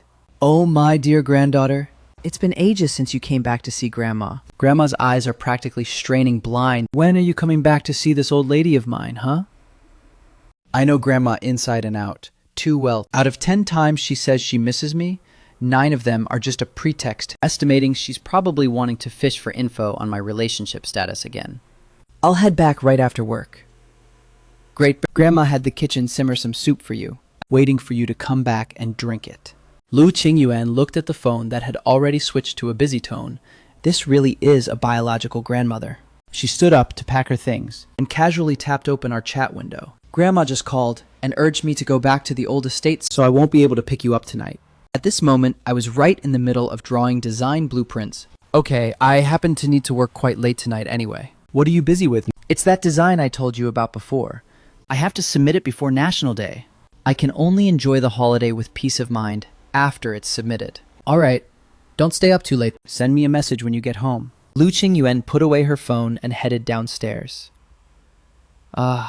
President Liu, old madam just called me a moment ago and kept pressing about you and Mr. Shea, asking super detailed questions. I really couldn't fend it off, so I ended up telling old madam about you two dating. Lu Qingyuan slowly opened her eyes and shot her a sideways glance. Chen Shenning's back instantly stiffened, her two hands tightly gripping the steering wheel, even holding her breath. If there's a next time, you won't need to stay by my side anymore.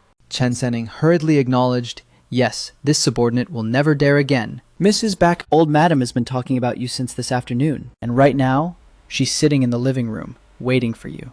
Lu Qingyuan pushed open the car door and got out. Understood.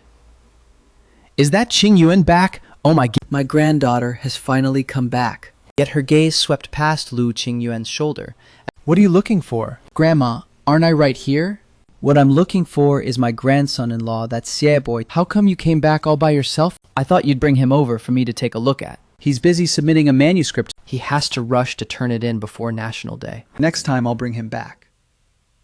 Auntie Wang stepped up to serve a cup of hot tea. The smile on the old lady's face instantly vanished, cleanly. No one's looking at you. I'm going upstairs to rest. Anyway, this is your house. Suit yourself. Look, I had the kitchen save some for you. Eat it if you want, leave it if you don't. Watching the old lady's huffy-puffy retreating back, a trace of a helpless smile floated up in Lu Qingyuan's eyes. I finally see how it is. This grandson-in-law hasn't even stepped through the door yet, and my status in Grandma's heart has already plummeted straight to the bottom. Miss Old Madam is just showing care. You should go upstairs first and change into casual clothes. Dinner has already been prepared. Old Madam specially kept an eye on the kitchen to simmer that dendrobium and black bone chicken soup you love. All right. Qingyuan, come down and eat. Hurry over and sit down. We've just been waiting for you. Lu Qingyuan had just sat down in an empty seat when she heard a crisp and forceful huff sound come from beside her. What's the matter this time? Eating a good meal and you're still carrying such a big attitude. What else could it be if not being pissed off by your precious granddaughter? She's already got a boyfriend, yet she hides it away like it's some big secret and refuses to bring him back for us to take a look. Is that true, Qingyuan? Is it that young man we saw at the family autumn banquet last time? We just got together not too long ago. His personality is introverted and he's afraid he won't adapt to meeting elders, so I didn't dare rashly bring him over. Once he's a bit more familiar with things, I'll bring him back to formally meet you all.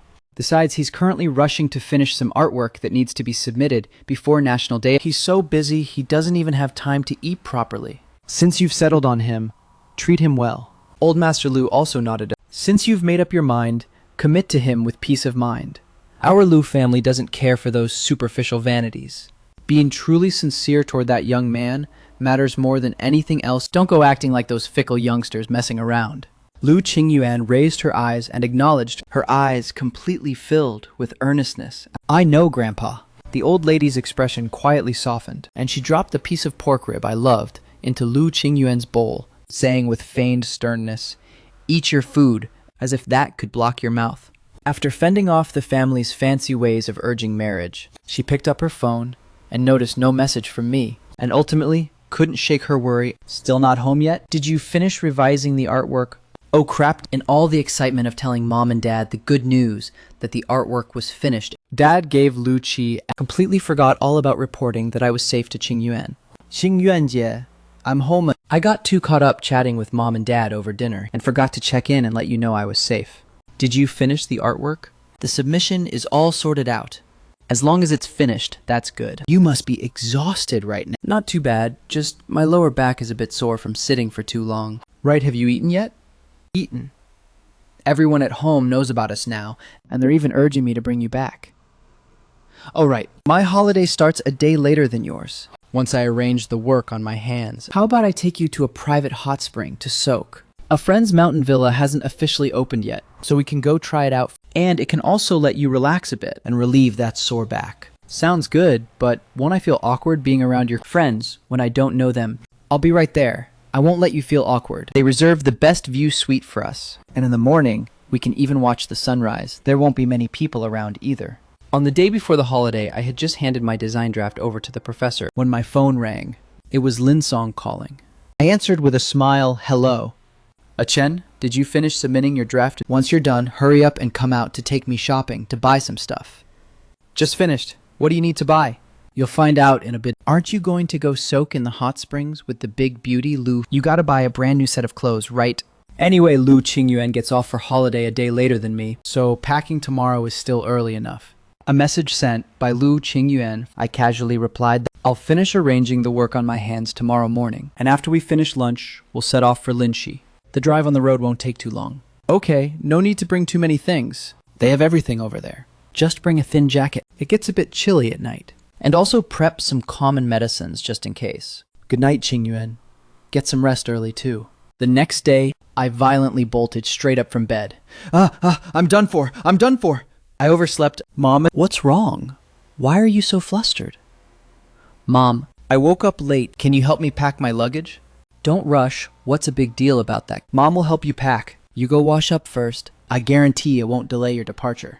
I let out a breath of relief, turned around and ran back to the bathroom. After getting properly dressed and tidied up, I came out to the living room and the sound of a car honking came from the doorway right away. It must be Qingyuan Jie. I dragged my suitcase and walked outside, and Lin Wanqin was standing right behind. Hello, Auntie.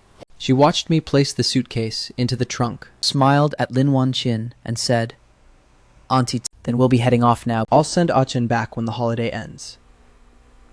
All right, then. Drive safe on the way. Lin Wanqing smiled as she exhorted us. Are we heading straight to Linxi, or should we grab a bite to eat first, before leaving? Let's go eat something to pad our stomachs first. I asked Zheng Yun, and the mountain villa side prepares dinner pretty late. So let's eat some lunch first, and have a proper big dinner once we get over there. Whatever you say. Lu Qingyuan, not far from the highway entrance, found a home-style restaurant, and familiarly found a seat by the window, and sat down. Take a look at what you want to eat. It's all home-style flavors. It should suit your taste. I took the menu and flipped through 2 pages. What do you want to eat? I'm fine with anything. Then I'll order a few things you like to eat. Waiter stir-fried water spinach, chili fried pork, braised pork belly, and corn rib soup. Eat up more. We've got quite a long drive ahead on the road. Arriving at the hot spring mountain villa, Lu Qingyuan naturally hooked her arm through mine as we walked into the hotel lobby.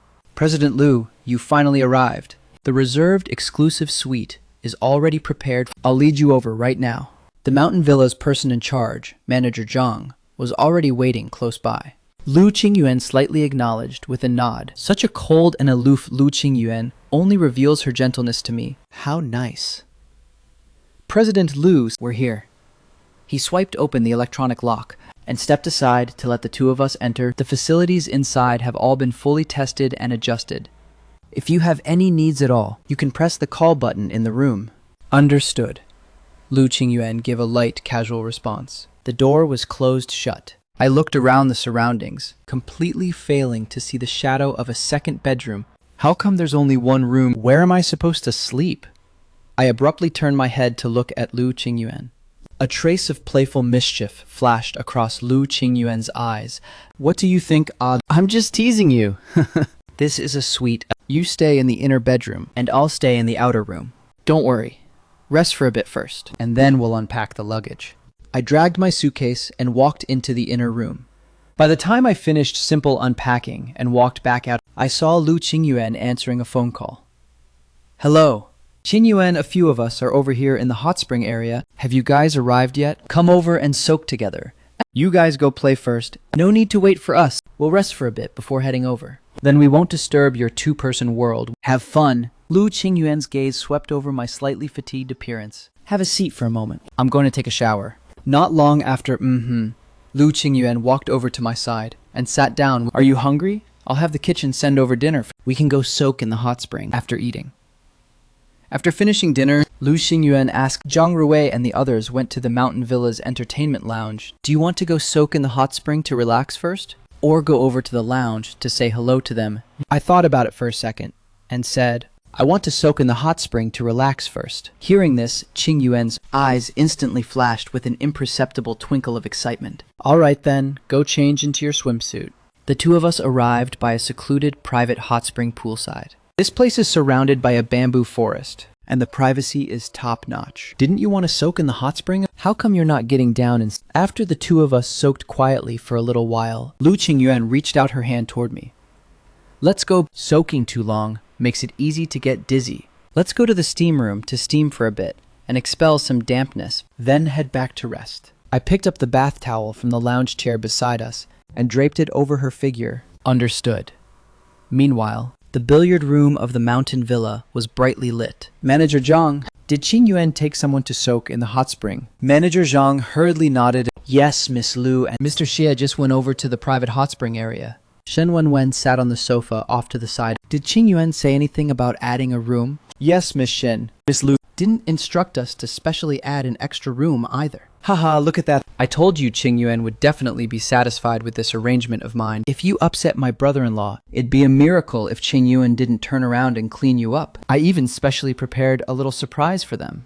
Returning to the room, Lu Qingyuan took out her phone and sent a message to Zhang Ruwei. Lu Qingyuan frowned. What little trick Zhang Rui's so-called little trick turned out to be cutting off the power. This group of bad friends really just loves stirring up chaos.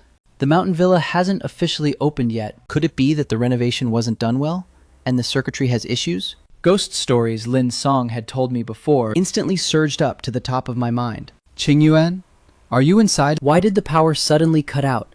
It's nothing. It must just be a short circuit. Are you scared? Do you want to sleep with me? Can I come in? The morning sunlight streamed through the gaps in the curtains. I groggily opened my eyes, carefully retracting my hand when it was resting on Lu Qingyuan, yet the person beside me suddenly opened her eyes wide.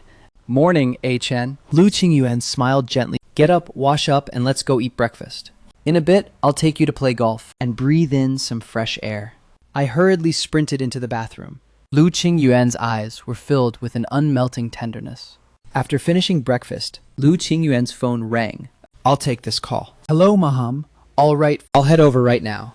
I know Lu Qingyuan's work is busy and there are always sudden situations, so being able to carve out time to accompany me on vacation is already the result of her squeezing her schedule. Sorry, babe, I have some urgent work that needs to be handled. I'll have someone take you to the golf course first, and I'll come find you as soon as I'm done. About half an hour will do. It's okay, you go ahead. I'll just wait for you over there. You don't need to rush. Lu Qingyuan looked at my sensible appearance and planted a gentle kiss on my forehead. Go on, I'll be right back. After saying that she called over the mountain villa's waiter, take good care of him. Mr. Xie, this way, please. I'll lead you to the golf course. Following the staff member onto the sightseeing cart, my heart was both expectant and a little nervous. This was my first time playing golf, and it was with Lu Qingyuan. Mr. Xie, you can just wait for President Lu right here. If you have any needs, you can call me anytime, haha. Thank you. I walked into the lounge area and sat down. At the table next to me sat a group of men gathered around. They instantly reached a consensus on the matter. Any stray cat or dog dares to crowd over here, their skin is way too thick. Why don't they take a piss and check themselves in the mirror? One of the men sneered derisively. This is a public lounge area. Sitting wherever I want is my freedom. As for you guys, wipe your mouths clean before you speak. Don't pollute the air here. Who are you talking to?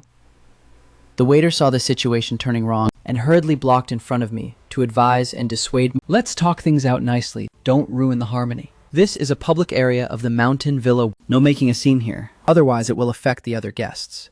However, the man refused to listen at all, and relying on the fact that he was brought along by Zhang Ruwei, he became even more aggressive and overbearing.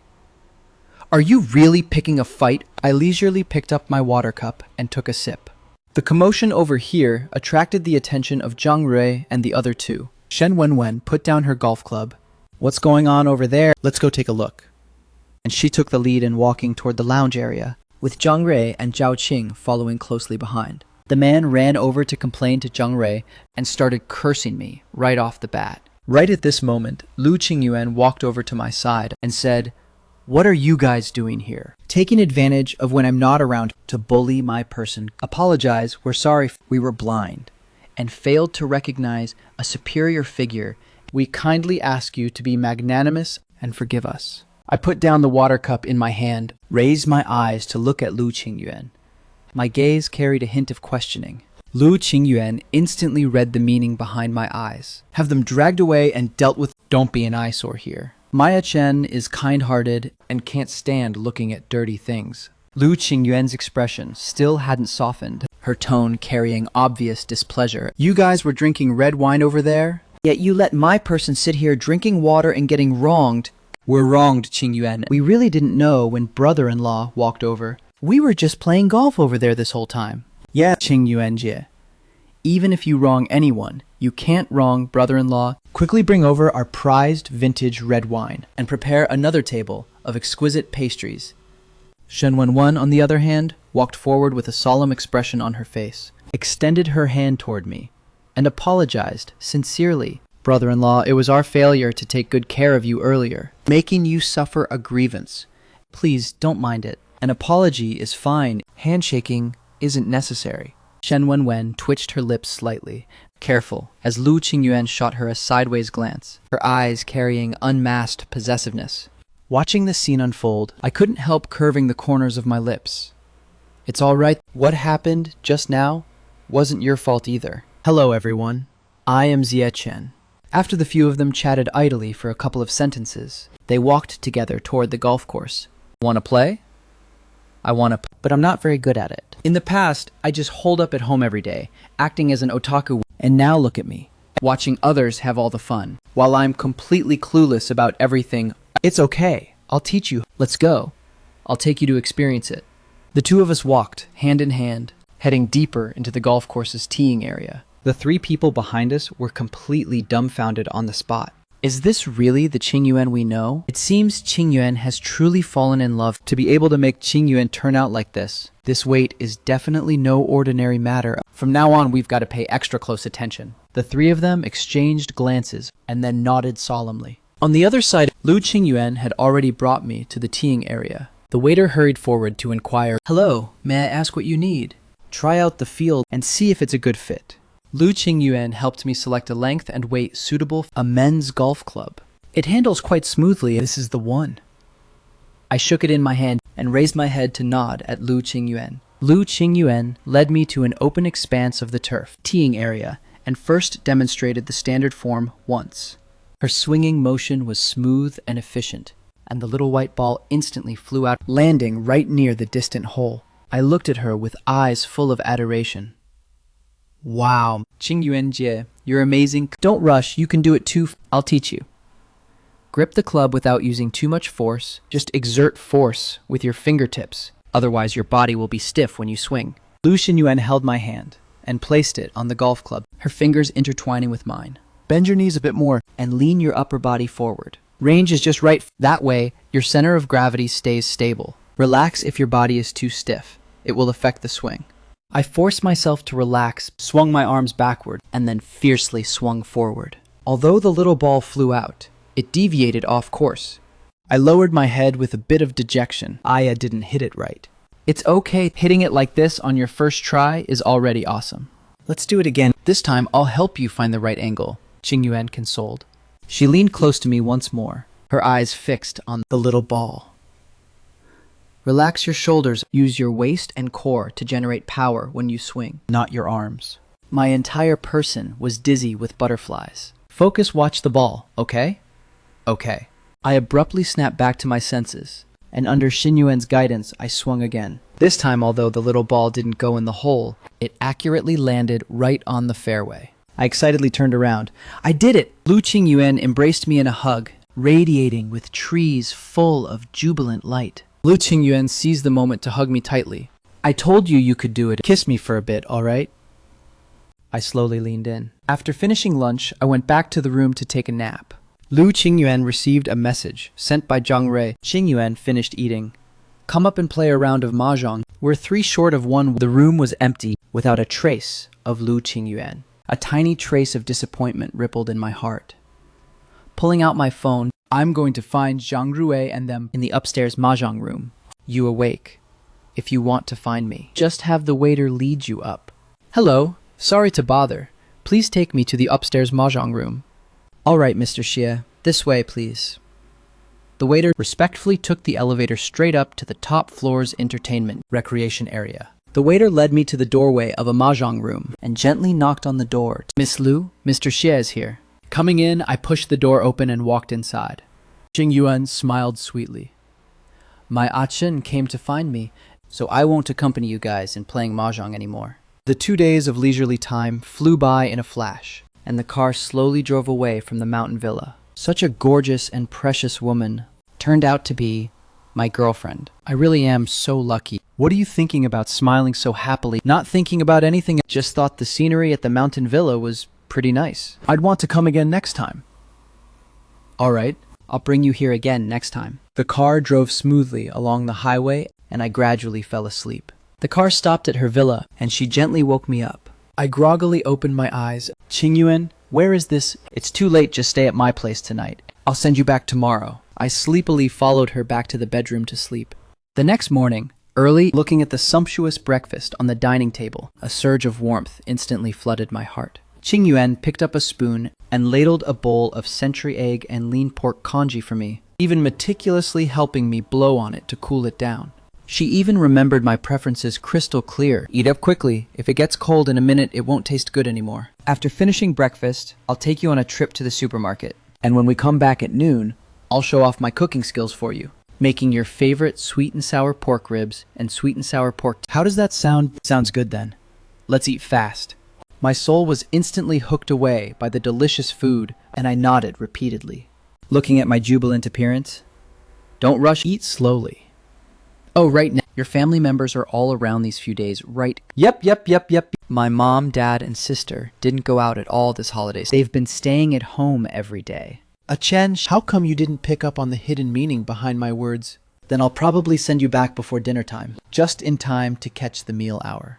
Yet, I still failed to get her meaning, and casually responded with a hum. This time, Qingyuan was genuinely a bit peeved. He put down his chopsticks and called my name with deliberate emphasis.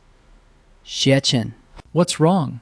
Did I do something wrong? I just said I'd send you home before dinner time, and you didn't even think about having me stay at your house for a meal.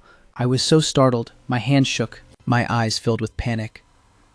Oh, you wanted to eat at my house. Then let's go, you coming to my house for dinner. Wouldn't that be a bit too early? Thinking of this, My heart felt both nervous and flustered. We've only been together for a little over 3 months. 3 months. That's early. I'd have been more than eager to go to your house and meet your parents on day 1 of being together. Besides, if I don't hurry up and meet the parents, what am I going to do if you change your mind one day? That tiny bit of hesitation in my heart vanished completely, without a trace. How could I possibly change my mind? That means you agree. Then I'll tell my mom in a bit and have her make a few extra dishes. After finishing breakfast, Qingyuan drove and took me to the largest supermarket in the city center. What are we buying this for? Doesn't your house already have toiletries? Bought it for you. From now on, if you stay at my place, you can't keep using mine, right? This set is specially prepared for you. You can use it anytime. Secretly rejoicing in my heart. He was treating me like his own person and planning ahead for our future. Back at the house, the phone Lu Qingyuan left on the coffee table in front of her suddenly rang. I subconsciously glanced at the caller ID, and my heart skipped a beat. I hurriedly picked up the phone and walked toward the kitchen. Your phone is ringing. The caller ID says, Grandma. Help me turn on speakerphone. Big granddaughter, you finally know how to answer the phone. I was busy just now. What's up, Grandma? You're still asking me what's wrong? When you left home last time, didn't you make a good promise? Did you saying that as soon as the holiday started, you'd bring your grandson-in-law back to see me? It's already been several days into the holidays. When do you have time to bring Chen over to our house for a meal? Huh? The 3 words, grandson-in-law, rang in my ears, and I stood right where I was, at a complete loss. Grandma, I still have some things to handle these past few days. Once I'm done busy with this stretch, I'll bring him back to see you. Busy, always you being busy. I think you're just doing it on purpose. Look at how old you are, and you can't even lock down a partner. Yet you still dare to make excuses to me? You look like much, but are good for nothing. I looked up at Lu Qingyuan, who was clearly stunned by the old lady's scolding. This was actually the first time I saw Lu Qingyuan looking in such an embarrassed state. Holding it in for a few seconds, I finally couldn't help laughing out loud. Lu Qingyuan, your grandma is way too cute. Looks like much, but good for nothing. Ha ha ha. Is it that funny? Not funny, ha ha ha, not funny. I just think seeing this expression on you for the first time is way too interesting. Laughing for a full 5 minutes, I finally gradually recovered, made a funny face at her, and turned around to walk toward the living room. You keep busy, I'm going to watch TV. At a little past 4 p.m., Lu Qingyuan and I were carrying 2 large bags of gifts in our hands as we walked into my family's living room. Thank you, she greeted my family members earnestly. Mom, Dad, and my older sister followed behind Lu Qingyuan, their faces carrying smiles. Lu Qingyuan walked up to old Master Xie, who was sitting in the main seat of the sofa, and calmly pulled out from the bag in her hand an exquisite wooden box, handing it over in front of the old master. Old Master Xie opened the wooden box and his eyes instantly lit up. Ah, it's still you, Qingyuan, who understands me. This calligraphy brush is truly a great piece of... Wanxing, hurry, and have the kitchen start serving dinner. Qingyuan and Ah Chen must be starving after the drive over. The meal was eaten in a warm and lively atmosphere, with satisfying smiles plastered across everyone's faces. Uncle, Auntie, Grandpa, it's getting late. I still have some work matters to handle on my end, so I'll head back first. Leaving already? It wouldn't be too late to sit a while longer and drink a cup of tea before leaving. No need, Auntie. I'll have the chance to accompany you for tea next time. Lu Xinyuan smiled and shook her head, her gaze sweeping past with a trace of imperceptible gentleness hidden deep within her eyes. Thank you for the trouble today, everyone. The food was very delicious. What are you being so polite for? Come over often from now on. And no matter how busy work gets, take care of your health. Thank you for your concern, Uncle. Seeing this, everyone stood up, one after another, to see her off. I also stood up along with them, feeling a bit reluctant to part, and quietly followed behind the crowd as they walked outside toward the courtyard. Then I'll be heading off first. Grandpa, Uncle, Auntie, please don't walk me any further.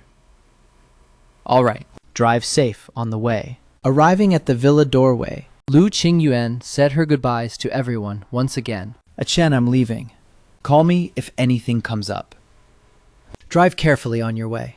The next day, after waking up from a deep sleep, I saw the message Lu Qingyuan sent last night and hurriedly replied with a text. I went to sleep early last night. Do you still have work today?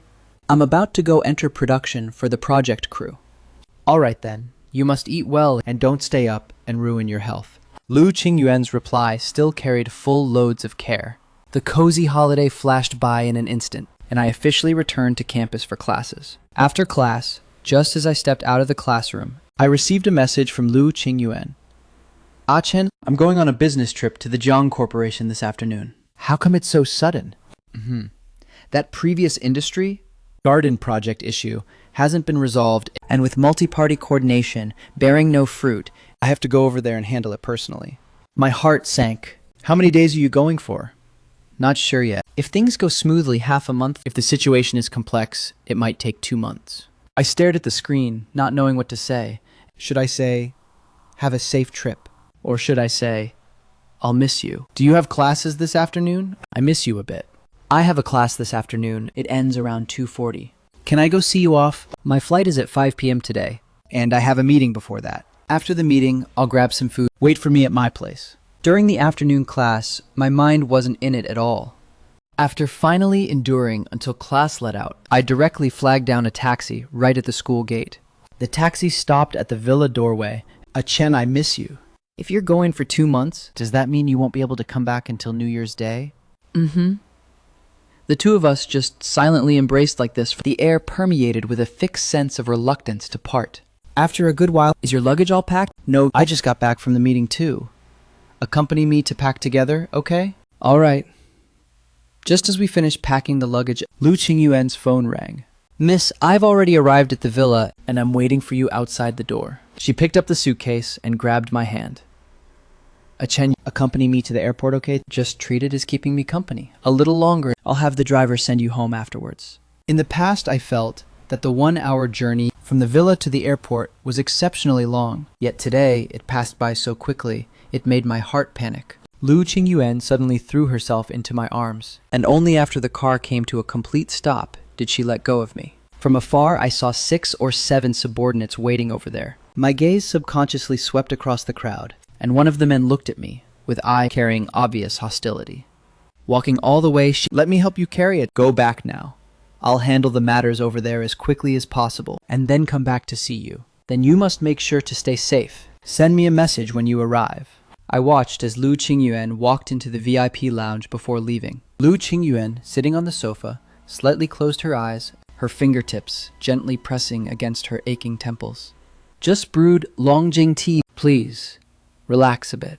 Lu Qingyuan slowly opened her eyes, her gaze landing on the male assistant's face. He's Chen Shui-chung's newly hired assistant from a few days ago. Seems his name is Su something. Whatever Yi Su-ziyang was able to walk all the way to today by relying never on luck, but on meticulous, step-by-step calculations. A woman like Lu Qingyuan has a noble status, And that man simply isn't worthy of standing beside her. Woman, you've stirred up my competitive spirit. and this business trip period is my absolute best opportunity.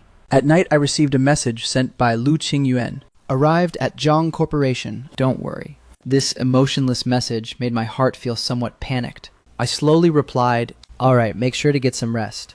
I stared at the screen and waited for a few minutes, and the sense of loss in my heart deepened by another fraction. Over the next few days, the relationship between the two of us still remained stuck in this lukewarm state.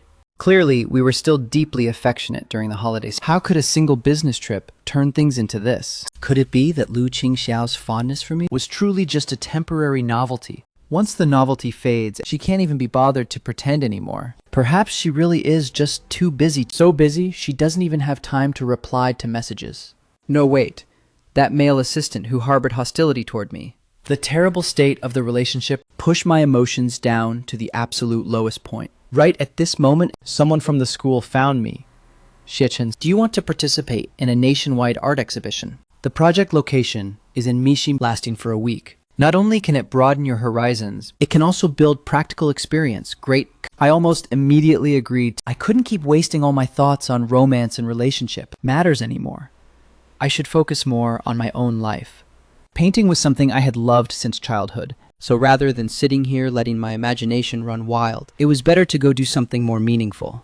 Even if Lu Qingyuan really wanted to end this relationship, I could accept it calmly.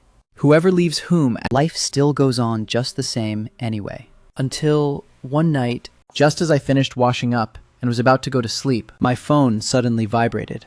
It turned out to be a video call invitation from Lu Qingyuan. The phone's ringtone chimed over and over again, and I pressed the answer button, whereby Lu Qingyuan's face was reflected in my view. The background was a hotel room with a spread-out document still resting on the bedside table, clearly showing she had just finished dealing with work. The two of us just stared at each other across the screen, like that. What were you busy with, taking so long to answer? Just finished washing up and getting ready. How come it feels like you haven't wanted to talk to me lately? Is there something going on? No, I was just afraid you were too busy and didn't want to disturb you. A knock on the door suddenly sounded over on Lu Qingyue's side, while her gaze still remained fixed on the screen. President Lu, these are the project supplementary materials needed for tomorrow. President Chen is busy handling other matters, so he asked me to bring this to you first. Put it there. All right, President Lu. If you have any other needs tonight, you can contact me at any time. President Chen might be busy until very late tonight. Yet Su Ziyang didn't leave immediately, instead intentionally glancing in the direction of the screen. Lu Qingyuan's tone grew a fraction colder. You may head out, carrying obvious impatience. Only then did Su Ziyang turn around and leave. Me on this side of the screen hadn't said a single word from start to finish. He's Chen Shuihan's assistant, responsible for helping handle some miscellaneous chores. I know. My voice remained calm, with no emotion discernible in it. I didn't want to interrogate or argue, and the sense of fatigue in my heart surged up to my mind once more. I'm a bit sleepy. I want to go to sleep first. If you're still busy, go ahead and get to work. Qingyuan looked at my appearance of clearly not wanting to talk much, and a trace of helplessness and anxiety flashed across her eyes. She could sense the estrangement between the two of them. All right then, get to sleep early. As soon as I finished speaking, I hurriedly hung up the phone. His fingers swiped rapidly across the screens, and he directly dialed Chen Sening's phone number. Come to my room right now. Chen Sening's heart plummeted abruptly, not daring to delay even a single bit as she entered. Chen Suining pushed her way in and locked eyes with Lu Qingyuan's fierce gaze filled with meaning. You can't even manage a single assistant properly. I think you don't need to do this chief assistant job anymore. Su Ziao. What on earth did that man do to make President Lu fly into such a massive rage? It's my dereliction of duty, President Lu. Dereliction of duty. Starting from today, you will hand over all work directly to me, and you are not allowed to let any outsider meddle in it. In addition, pass a message on to that man for me. Make him stay in his proper lane. If he dares to have any extra stray thoughts again, he can pack his bags and get lost right away. Understood, I'll go remind him right now. I guarantee this kind of situation won't happen again. Chen Sining felt as though she had been granted a grand amnesty and hurriedly tiptoed backward as she retreated out of the room. The room restored its quiet once more, and Lu Qingyuan wearily leaned back against the chair, raising her hand to heavily rub her throbbing brows. Me, on the other side, after hanging up the phone, stared with wide-open eyes at the ceiling, my heart hurting, as if it had been pricked by needles. I don't know how I even managed to fall asleep. It's almost 8 o'clock again. I still have to go to school to have a meeting with the team today. I definitely can't be late. Arriving at the doorway of the conference room, I subconsciously straightened out my hair messed up by the wind and took a deep breath before pushing the door open to go in. Mishi's renowned private art exhibition hall, Xingyu Gallery, is going to host a themed art exhibition recently, and the person in charge specially invited students from our school to participate in the creation. The gallery site requires us to provide a batch of original paintings, and on December 27th in their exhibition hall, they will hold a 3-day exhibition. What's even more important is that during the exhibition, the author of each artwork needs to be present to explain their creative concept and the story behind the piece. This is both an opportunity and a challenge. Opening on December 27th, doesn't that mean there's only 1 month left? Teacher Zheng then explained in detail the dimensions of the artwork, the submission requirements, and also answered various questions raised by the students. Almost everyone was full of high morale and fighting spirit. Life and passion. These 4 words sound simple to say, but painting out true sincerity is way too hard. Oh, right, classmates. Didn't someone say the other day that the Lin family newly developed a wetland park? It's a great place to get close to nature. Perhaps that place can bring me some different inspiration. Are there any classmates who want to go to the Lin family wetland park together to look for inspiration? We'll set off tomorrow, taking about a day's time. Someone immediately replied, then we'll see you tomorrow. Early the next morning, I arrived at the school's south gate 10 minutes early, and from afar, I saw an SUV parked by the side of the road with a girl sitting inside, playing on her phone. As I walked over, hello, my name is Shen Qinghuan, a junior. Hurry up and get in. I politely introduced myself. Nice to meet you. My name is Xie Chen, a sophomore this year. Sorry to trouble you this time. I nodded. I was also worried about not finding inspiration, so I'm just using this opportunity to come out and get some fresh air. The time really is too tight. Yeah, I just felt that my thoughts were too restricted inside the school, which is why I wanted to come out and walk around. The car slowly drove into the wetland park's parking lot, and a damp, moist breeze washed over us, instantly chasing away the exhaustion of the journey. Whoa, the air here is so nice. It's way more comfortable than the city center. We really came to the right place. This kind of place, close to nature, is the easiest for letting people calm their minds down. On the wooden boardwalk, not far away, there was an elderly couple supporting each other as they walked slowly. Isn't this precisely life and passion? It's not earth-shattering confessions, but rather a steady, long-flowing companionship. It's the unchanging warmth, even after enduring the sedimentation of years. I've also found my inspiration. The interplay of light and shadow, and the figures of this couple, combined to make such a cinematic scene. The two of us set up our drawing boards, and for a time we were both immersed in our own creative studio space, here until the final stroke fell and I let out a long breath. Let's take a rest. Take a break. It's almost 12 noon, and my stomach is starting to protest. Let's find a place nearby to grab some lunch, and then if we have the energy this afternoon, we can come back and touch up a few details. Alright, lunch today has to be my treat. Senior sister, don't fight me for it.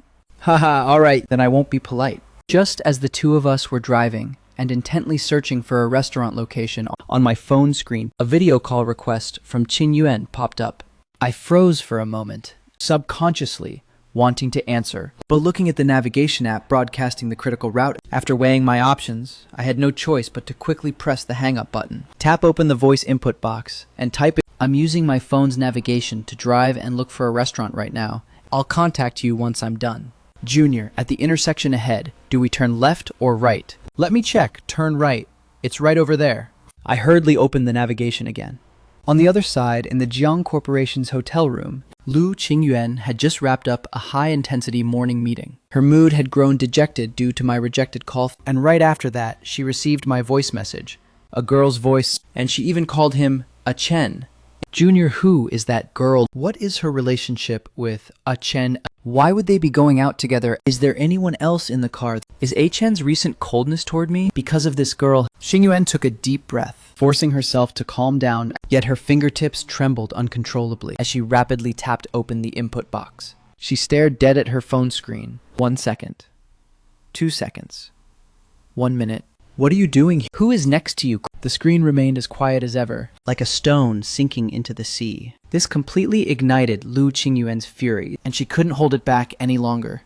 Directly pressing my phone number. Shen Qinghua and I had just walked into that Chinese restaurant, and after finding a window-side seat to sit down in, my phone ringtone suddenly chimed. I'll go take this call. Hello. This period of cold, distant interactions had stripped away my former feelings of affection toward Lu Qingyuan. What are you doing? Eating? Didn't I say I was looking for a restaurant? We just got here. Then why did you hang up my video call earlier? I already said I was using navigation. If I missed the intersection ahead, we'd have to take a huge detour. I couldn't possibly prioritize taking your video call and have both of us get lost, right? Then who was that girl in the voice message? Is he driving while you navigate from the passenger seat? I'm normally hanging out with a classmate to scout locations and look for inspiration. Is there a problem with that? My classmate and I came out sketching fair and square, which is way better than certain people letting a male secretary into their hotel room in the middle of the night. Now you even have the nerve to come interrogate me, Lu Qingyuan? Aren't you being way too unreasonable? I already explained that was Chen Shuiyan's assistant, not my secretary. He was just there to deliver documents. Delivering documents requires delivering them in the middle of the night, and after delivering them, he still doesn't leave. Saying things like, contact me anytime if you have any needs. Who knows if he's really just there to deliver documents or whatever else he was here for. Anyway, no matter whose secretary it is, it has nothing to do with me. Lu Qingyuan was left completely speechless by my retorts and looking at the bustling people coming and going in the restaurant, combined with thoughts of my own emotional turbulence during this period.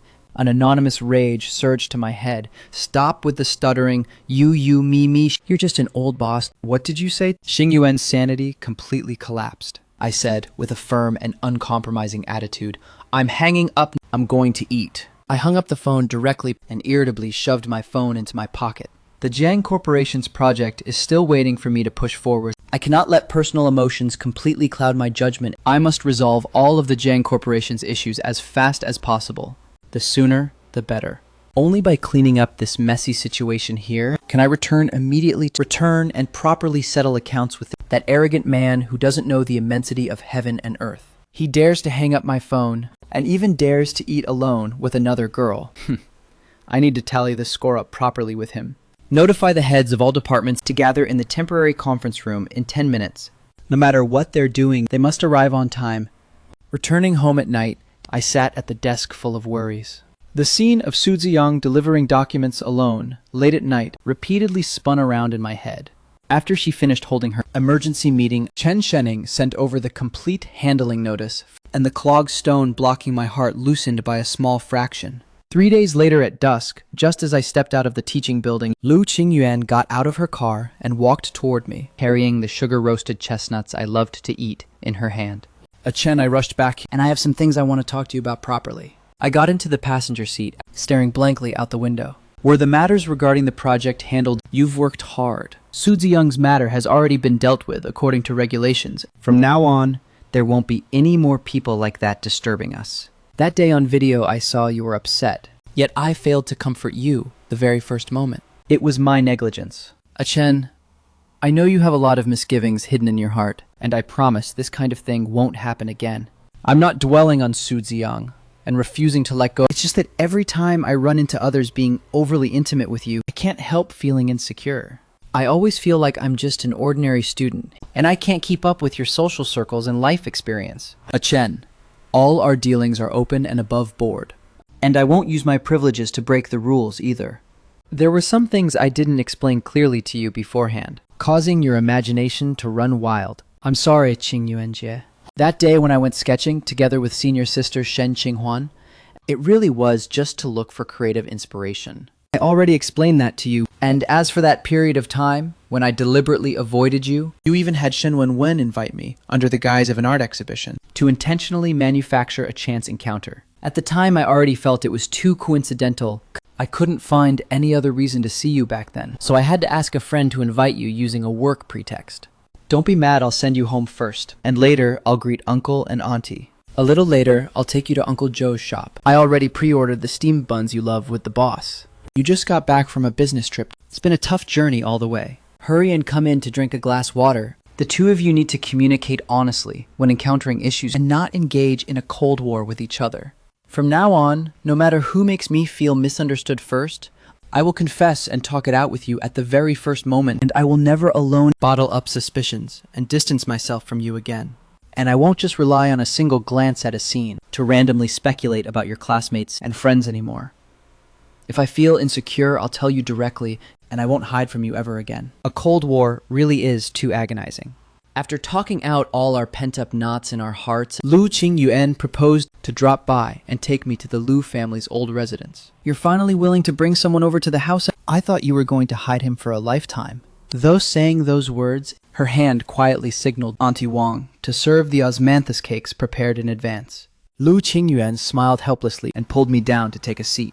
Don't think I'm waiting specifically for you. It's just that there are some leftover pastries from dinner. From now on, the old residence's back kitchen will have Zhang'an dim sum prepared all year round for Achin. You two get along well, and if you make a fuss again, I won't help smooth things over for Qingyuan. A month later, the art exhibition came to a successful conclusion, and Lin Zihao and Zhang Jingye completely behaved themselves at school, not daring to spread rumors casually anymore. Su Ziang stayed well behaved and did basic work, never having any extra stray thoughts again.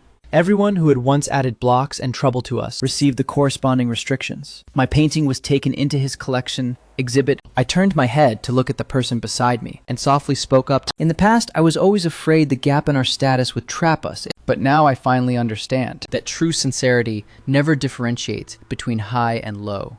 From now on, you focus with peace of mind on your studies, and I'll guard my own career well. We'll accompany each other with no rumors separating us across a river, with no groundless suspicions, and walk stably and securely all the way down. The evening breeze blew in through the window, and Lu Qingyuan and I, completely honest and open with each other, welcomed a down-to-earth, satisfying, happy ending. Thank you for your company all this time.